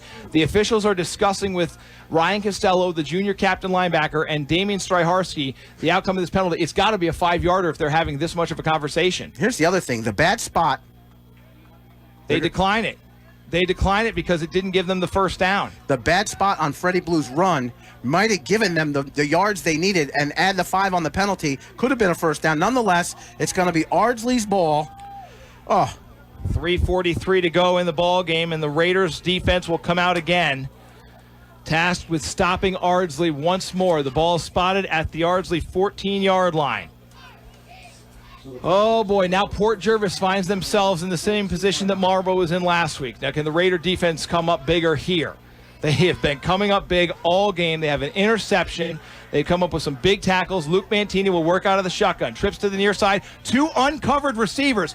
Wide open over the middle. The pass is caught by Waddell, and he stood up by Elijah Shern and company at the 20-yard line. So you won't have enough yards for the first down. But, boy, they are not getting the coverages over. Here's the deal, though. The clock continues to tick. 3:35 remaining. So a catch inbounds, and the clock ticks. Remember, Ardsley has 1 timeout left. They're going to move the ball to the oh my goodness, to the Ardsley 21. 2nd down, 3 coming for the Panthers. Mantini again out of the shotgun from the 21. High snap, gives it to Osborne. Up the gut, he goes and he's hit, and he's going to be stopped. The Raiders have him at the 26-yard line. Featherstone and Sorelli up front hold him up, and the clock will continue to move here. You know, and here we go. Quick huddle. Quick huddle. That's a first down, is it not? Yep, first down at the 27. Mantini out of the shotgun. He's going to throw. He looks downfield. He's hit. He's got it complete. That is complete to Buckland across the 30-yard line, but brought down inbounds. 2:59 to go. Clock moving here in the fourth quarter. Port Jervis 20, Ardsley 14. It's a 2nd down play for the Panthers from their own 31-yard line after a 4-yard completion. Ardsley wants to go hurry up, but they have to huddle because they're not sure what they want to do yet. They got to get the coverage over. Again, trips to the near side with only 1 defensive back out there. Mantini, a low snap, looks to his left, rolls to his left, now throws deep down the field, and it's intercepted by Marcus Best. A one-handed interception. 30, 35, 40, 45, 50, into the 40 and out of bounds. What an interception by the junior Marcus Best, and a late flag on the play. Are you kidding me? A one-handed Odell Beckham style interception by junior Marcus Best. I don't believe it. I just don't believe what I just saw. Now we have a flag on the play. It should be after the return. It's going to be a block in the back for Port Jervis after the return, but it's going to be Port Jervis ball. First down for Port Jervis. How much more can these kids do? I don't understand this defense. 11 men, Tommy, and more, because they cycle in. Every one of these kids on defense takes this so seriously, and they come out and perform. That interception was absolutely insane. First down, Raiders. The interception counts. The penalty is on the return, and it's Port Jervis football with 2:24 to go in the ball game. Port 20, Ardsley 14. 2 fourth-quarter interceptions here for the Raiders. Elijah Shern and Marcus Best, and Marcus's was just wild. The one-handed interception. Boy, they are backing this one up pretty far, aren't they? Well, I mean, Marcus got pushed out at about the Ardsley 40-yard line, so it's not surprising. I think the ball will be spotted. It's spotted at the 50. At the 50-yard line where the Raiders will take over with 2:24 to play in the ballgame. And here is their opportunity. Their opportunity to put the game away. 2:24 to go in the fourth quarter.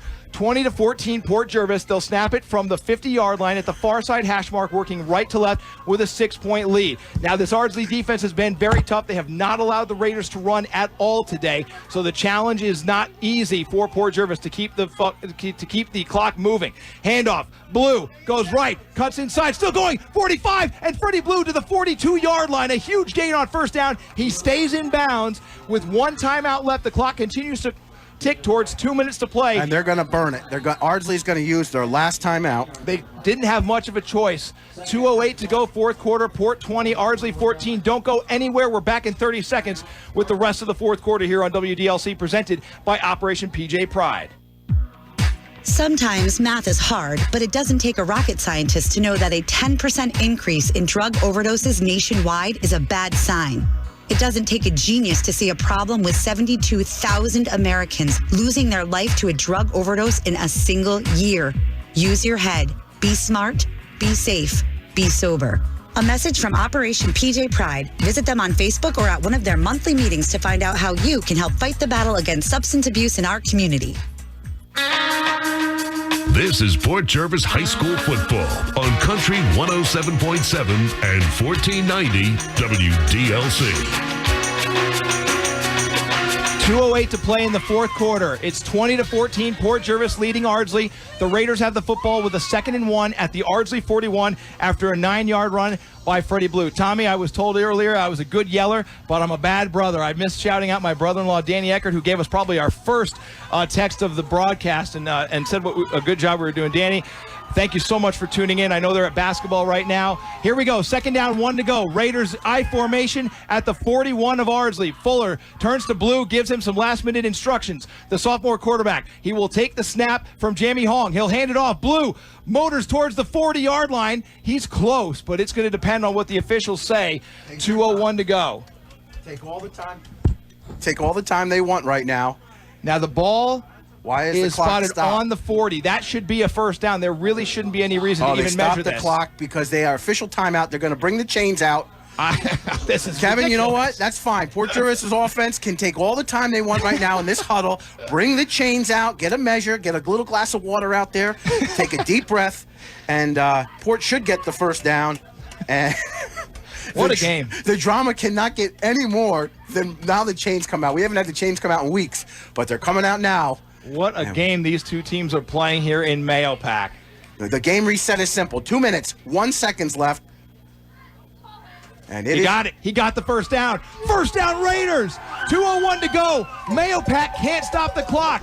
2:01 to play in the game. It's a first down for Port Jervis at the Ardsley 40-yard line. The Raiders can feel 2:01 to play. Their lead is just 6 points. They have to play smart here for the remainder of the fourth quarter. The Raiders trying to get to the semifinals next week at Middletown. You know, 2 offensive linemen for Port Jervis injured in this game, McElroy and Conklin. That's this right. Offensive line right now has to hold their blocks. Port Jervis just has to work down this clock. The clock's ticking, 150. They know that they can take a knee. It's a first down. They can take a knee right now, and it looks like Fuller's it in is. victory formation, folks. Fuller's in victory formation. The clock continues to roll. 1:40 to go here in the fourth quarter. He's looking to the sideline trying to get the instructions. You know, there's no play clock on the field, so he wants to manage this without a delay of game to stop the clock. He takes the knee. 1:38 to go. They just stopped the clock.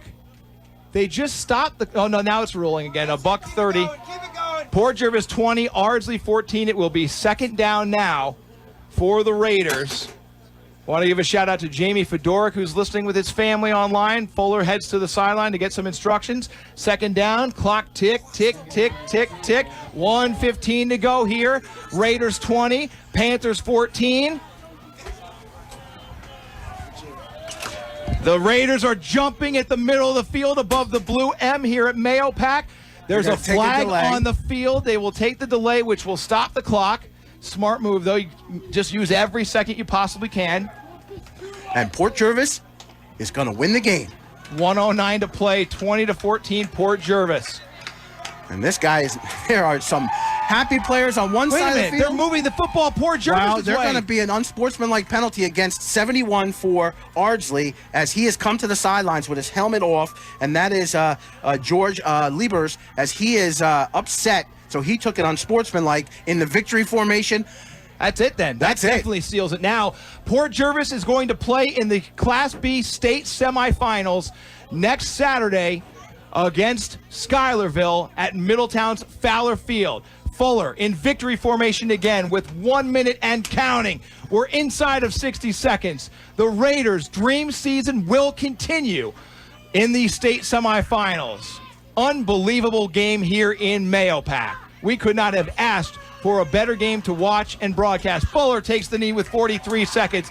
Clock ticks down to 40 and counting. Port Jervis 20, Ardsley 14. Can you believe it? The Raiders are going to the state semifinals. 30 seconds. Brett Fuller's got his hands up in the air to the crowd and says, guys, we're heading to Middletown next week. Oh, my goodness. What a game on Gavin Day as Gavin Bird is listening in Philadelphia. The final knee is taken. The clock goes to 10. The Raiders are victorious. Port Jervis 20, Ardsley 14. We'll see you next Saturday at Middletown's Fowler Field. We're back after this with more Raider football postgame coverage here on WDLC, presented by Operation PJ Pride. As the focus on concussions in the sports world is growing, a need is present in the community served by Bon Secours Community Hospital for appropriate concussion education, prevention, diagnosis, and management. Bon Secours Community Hospital answers the call with the most advanced concussion management program and diagnostic software in the area. Visit myconcussion.com for more information on concussions or to make an appointment with the concussion specialist at Bon Secours. Play it safe and visit myconcussion.com. The Law Office of Matthew D. Witherow is a proud sponsor of Port Jervis Sports on WDLC. After 9 years as an assistant district attorney, Matt Witherow opened his hometown office in the historic Masonic Building on Sussex Street in Port Jervis. He can help you navigate legal matters, including real estate transactions, personal injury, wills, traffic matters, and foreclosure assistance. Call for a free consultation, 856-5900 for the Law Office of Matthew D. Witherow. Online at port-jervis-law.com. Hey, do you need a ride? Dial 845-856-3544 for Bucky's Taxi. They serve the entire tri-state area with local and long-distance taxi service. Now, whether you just need a ride to work or maybe your family needs a lift to the airport, Bucky's Taxi can get you where you need to go. Bucky's Taxi takes great pride in their transportation service. That's why they keep their cars clean and their drivers safe. The next time you need to be somewhere, call Bucky's Taxi, 845-856-3544. The Delaware Valley Youth Sports League is a proud supporter of Delaware Valley High School football on WYNY. The Delaware Valley Youth Sports League is where your child will find a number of opportunities to play baseball or softball, including recreational leagues, all-star tournaments, travel ball, and fall ball. Their coaches and volunteers are dedicated to teaching your kids teamwork and sportsmanship while having fun learning and playing baseball and softball. Online registration is available now. For more information, visit the Delaware Valley Youth Sports League on Facebook. Selling your home? Go west. Orange West. If you're serious, you wanna get it done. We're selling your home with #1. Orange West. We do it faster at Orange West.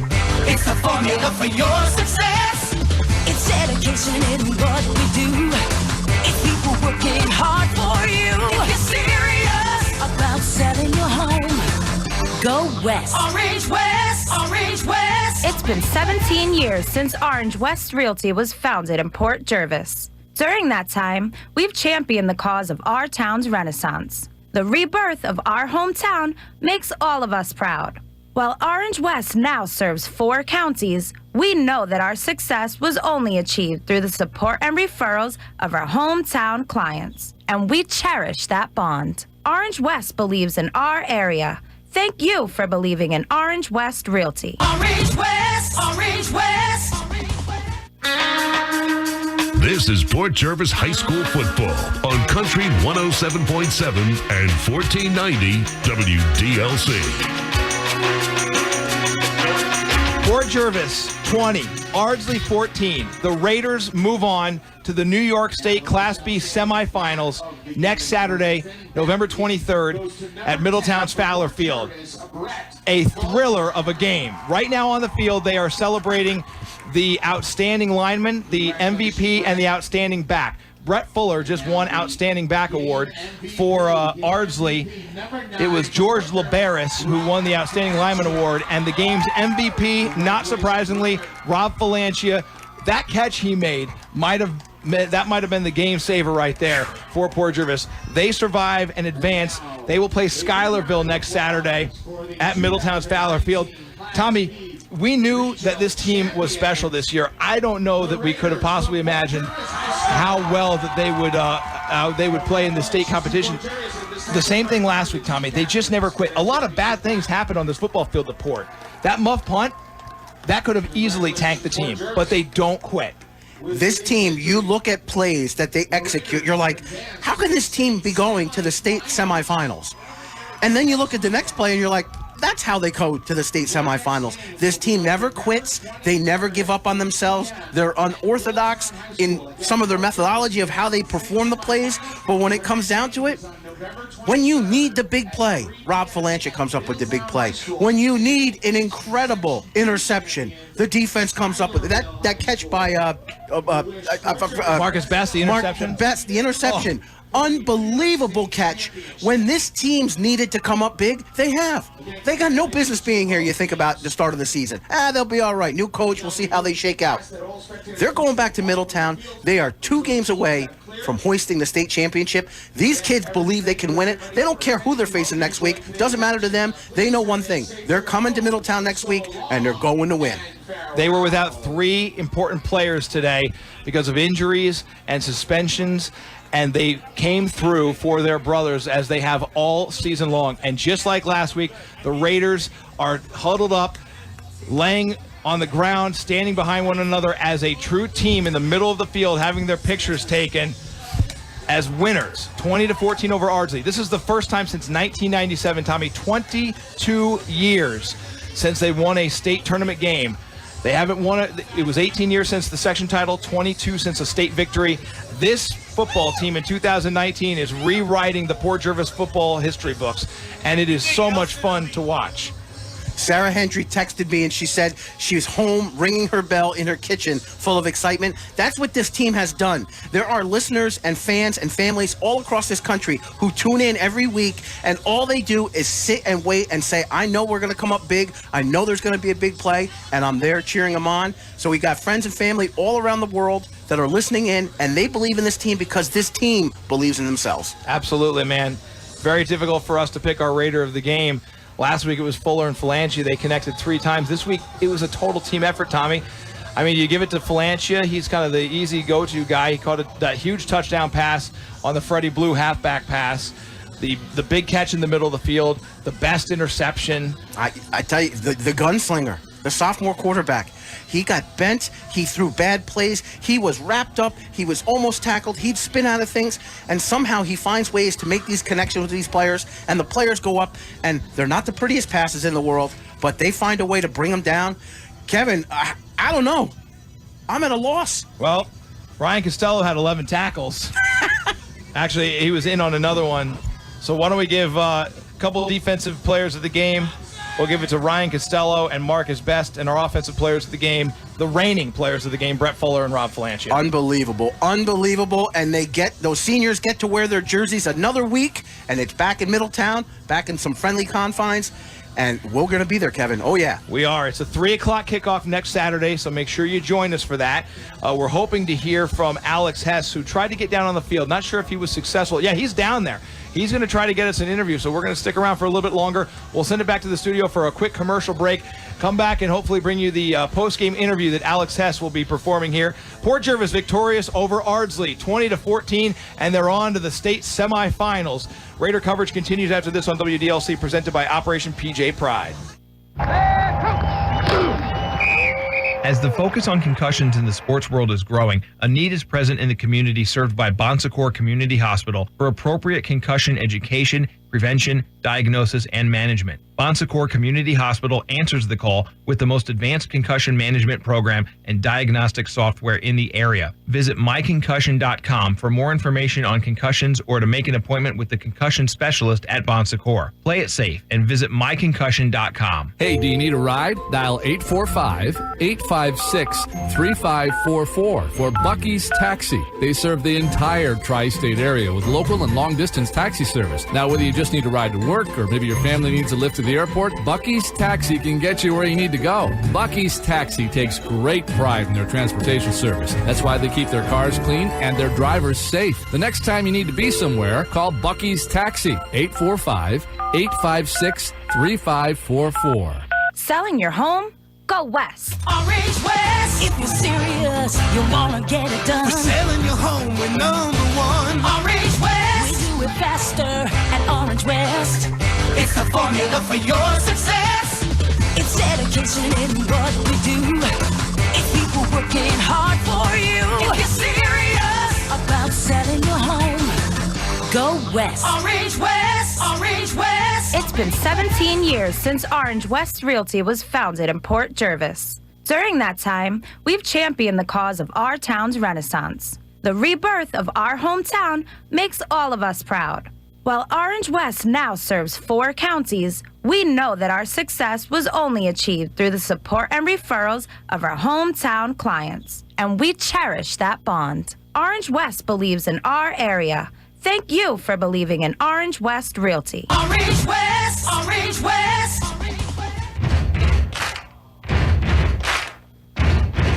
This is Port Jervis High School football on WDLC. Port Jervis defeats Ardsley 20-14 in the quarterfinals of the New York State football tournament in Class B. They will advance to next week's semifinals against Schuylerville. That game is at Middletown's Fowler Field. Tommy, we got a lot of people to shout out. We got so much feedback today. We are so privileged. I was talking to some people last week. Port football has been on the air since the 50s. You know, when I was growing up, I always wanted to be the radio voice of the Texas Rangers. They haven't been around since the 50s, but Port football has been on the radio since the 50s. And there haven't been a lot of guys who had the privilege to call the games. We're two of them. And what a treat this game and this year has been. And when we get feedback from people, I mean, it just really warms your heart. It really makes you feel like you're doing something, you know, that is worth doing that people enjoy. To get the text that you just showed me, why don't you give the folks at the Erie a shout out? That was amazing. Oh, the crew at the Erie, the kitchen staff were in the kitchen listening to our broadcast, and they were full of excitement. So we want to thank them and so many other of our listeners who are in town or at home, or some people gather with their friends and family and get together and have a good time. And for us to be here, Kevin, you know, I used to joke and say the reason why we're in the press box is because we don't want to be out in the cold. But we take our job serious. We have a lot of fun doing what we do. And I got to tell you, being able to talk about these young guys for the 2-3 hours on a Friday night or a Saturday afternoon, no other thing matters to them other than being part of a team and going out there and playing this great sport. And for us to be part of it, man, it has been a blessing, and it's been so exciting and so much fun. And these kids aren't done yet. They are not done, and they believe in themselves. And how about this?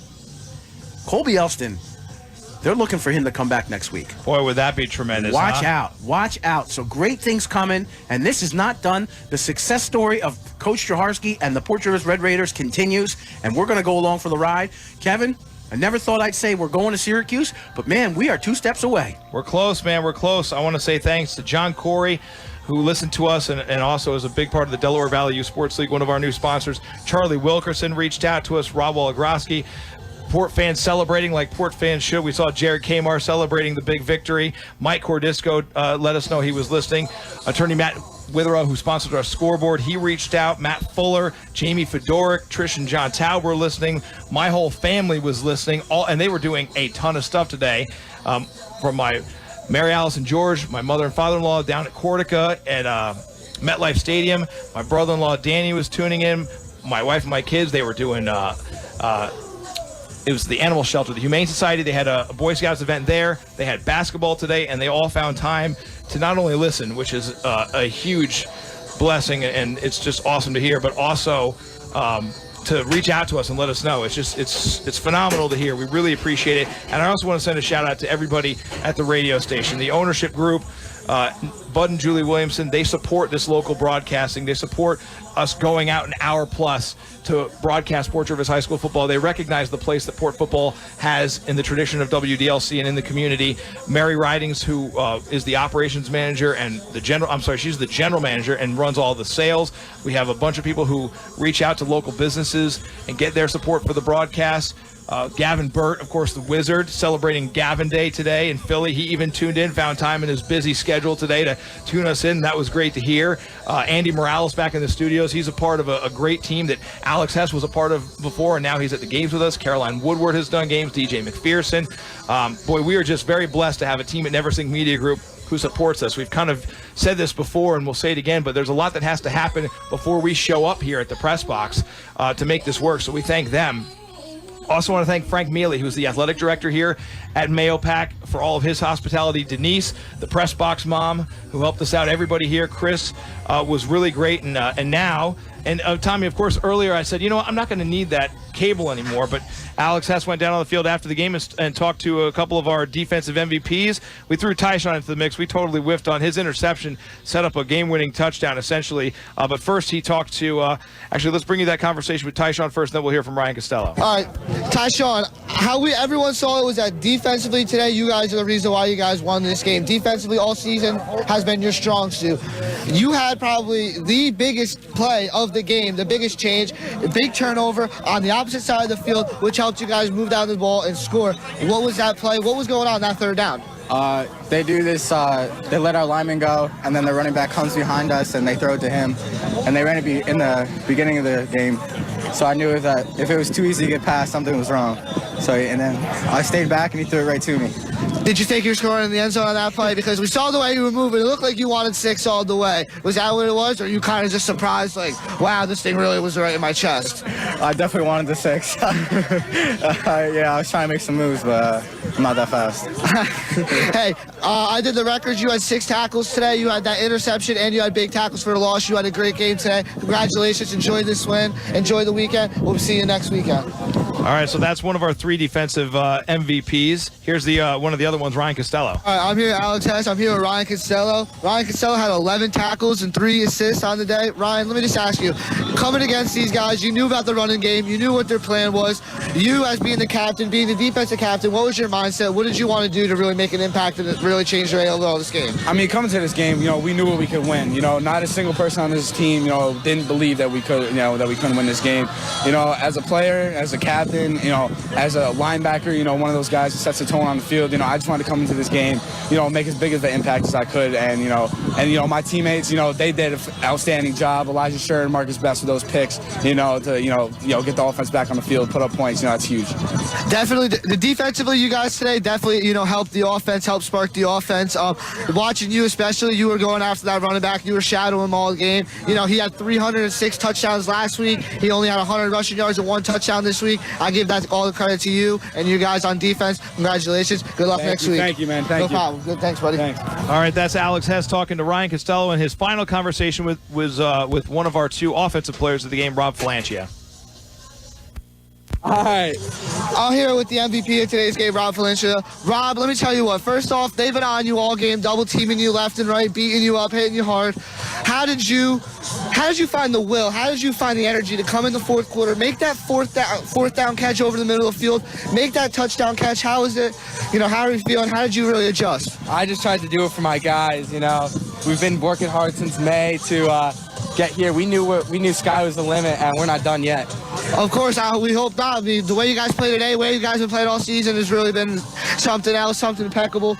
You had 6 catches today for 96 yards and a touchdown. Definitely MVP caliber. They definitely threw the ball your way. What's the next step? You guys are 2 games away now from going to the Carrier Dome. What are your thoughts? How are your feelings? I mean, we're just trying to take it one step at a time.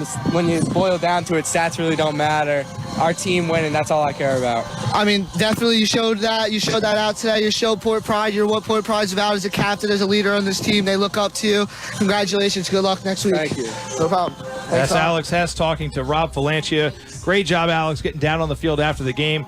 Tommy, one more shout out. I know we missed your brother. Listen, my brother John's on his way to go root for his Washington Redskins tomorrow, and he was listening on the car all the way down. Brother John also gave us some good tidbits that his team, the girls softball team last year, they faced Schuylerville in softball action, and so maybe he'll give us a scouting report on the team and their program up there. So big shout out to my brother John. And Kevin, this game next week is great news, but it's also bad news. The Outdoor Club of Port Jervis is sponsoring their first annual Stone Challenge, where you run from Point Peter down to Res 1, pick up a rock that you've custom painted, and then you got to run back up the mountain. That's next Saturday. I was planning to be the MC of that event, but my plans have changed. And for all the good. Yeah, for the right all reasons. the good. My wife and her friends are competing in that rock challenge. I was probably going to do it too, but I don't know now, man. 3 o'clock kickoff at Fowler Field. We're on the air at 2:30. We like to get there pretty early. We'll have to see. Boy, what a game. What a treat it was to be here in Mahopac. We have some final thank yous to give, and then we will send it back to the regular programming on WDLC. First and foremost, we want to thank everybody here from Section 1 and from Mahopac, Frank Mealy and his staff, Denise up in the press box, for all of their hospitality. Want to thank Alex Hess for the work he did on site, Andy Morales for the work he does back in the studio. We want to thank Courtney Kroll, the junior who joined us at halftime and who had her best finish all season in cross country up at the state cross country meet in Plattsburgh. Courtney, thank you for giving us some of your time, and congratulations on finishing strong in the state meet. Want to thank Coach Damian Stryharski for joining Tom Fagione in our pregame show and all of the players who gave us some of their time. You know, it's easy to forget that these kids are 14, 15, 16, 17, whatever. These are young kids. You throw a microphone in front of their face and you expect them, to be like professionals. That's a little unrealistic. And sometimes, they act their age and then sometimes they don't. And they've really given us a lot of great audio to listen to. And these kids obviously have their heads on their shoulders, right? It's really fun to talk to them and a privilege and a pleasure to bring them onto the air. So, guys, thank you so much for joining us as you have all season long, and we look forward to talking to you again next week. We're not here without the support of our sponsors. We've talked about it all game. We will continue to talk about it. The local business community shows out. We told you about the businesses that sponsor the Red and Black Touchdown Club. We also have a bunch of businesses who sponsor our broadcast, including our newest sponsor, the Delaware Valley Youth Sports League, attorney Matthew D. Withrow, IF Retallick Insurance, Copperworks Mechanical and Metal Threat Industries, the Port Jervis Auto Mall, Bucky's Taxi, also Bon Secours Community Hospital, Orange West Realty, Gray Parker Funeral Home, Little Pediatrics, Masters Pest Control, attorneys David Bavoso and Glenn Plotsky, and our title sponsor, Operation PJ Pride. That's going to do it for us from Mahopac. For Tom Fagione and Alex Hess, I'm Kevin Halpenny saying so long. Port Jervis defeats Ardsley 20-14, and it's on to the semifinals for your Raiders. You've been listening to live coverage of Port Jervis High School football here on WDLC Country 95.3 and 107.7, presented by Operation PJ Pride. What's the best fall flavor? It's hot country music on WDLC Country 95.3 and 107.7.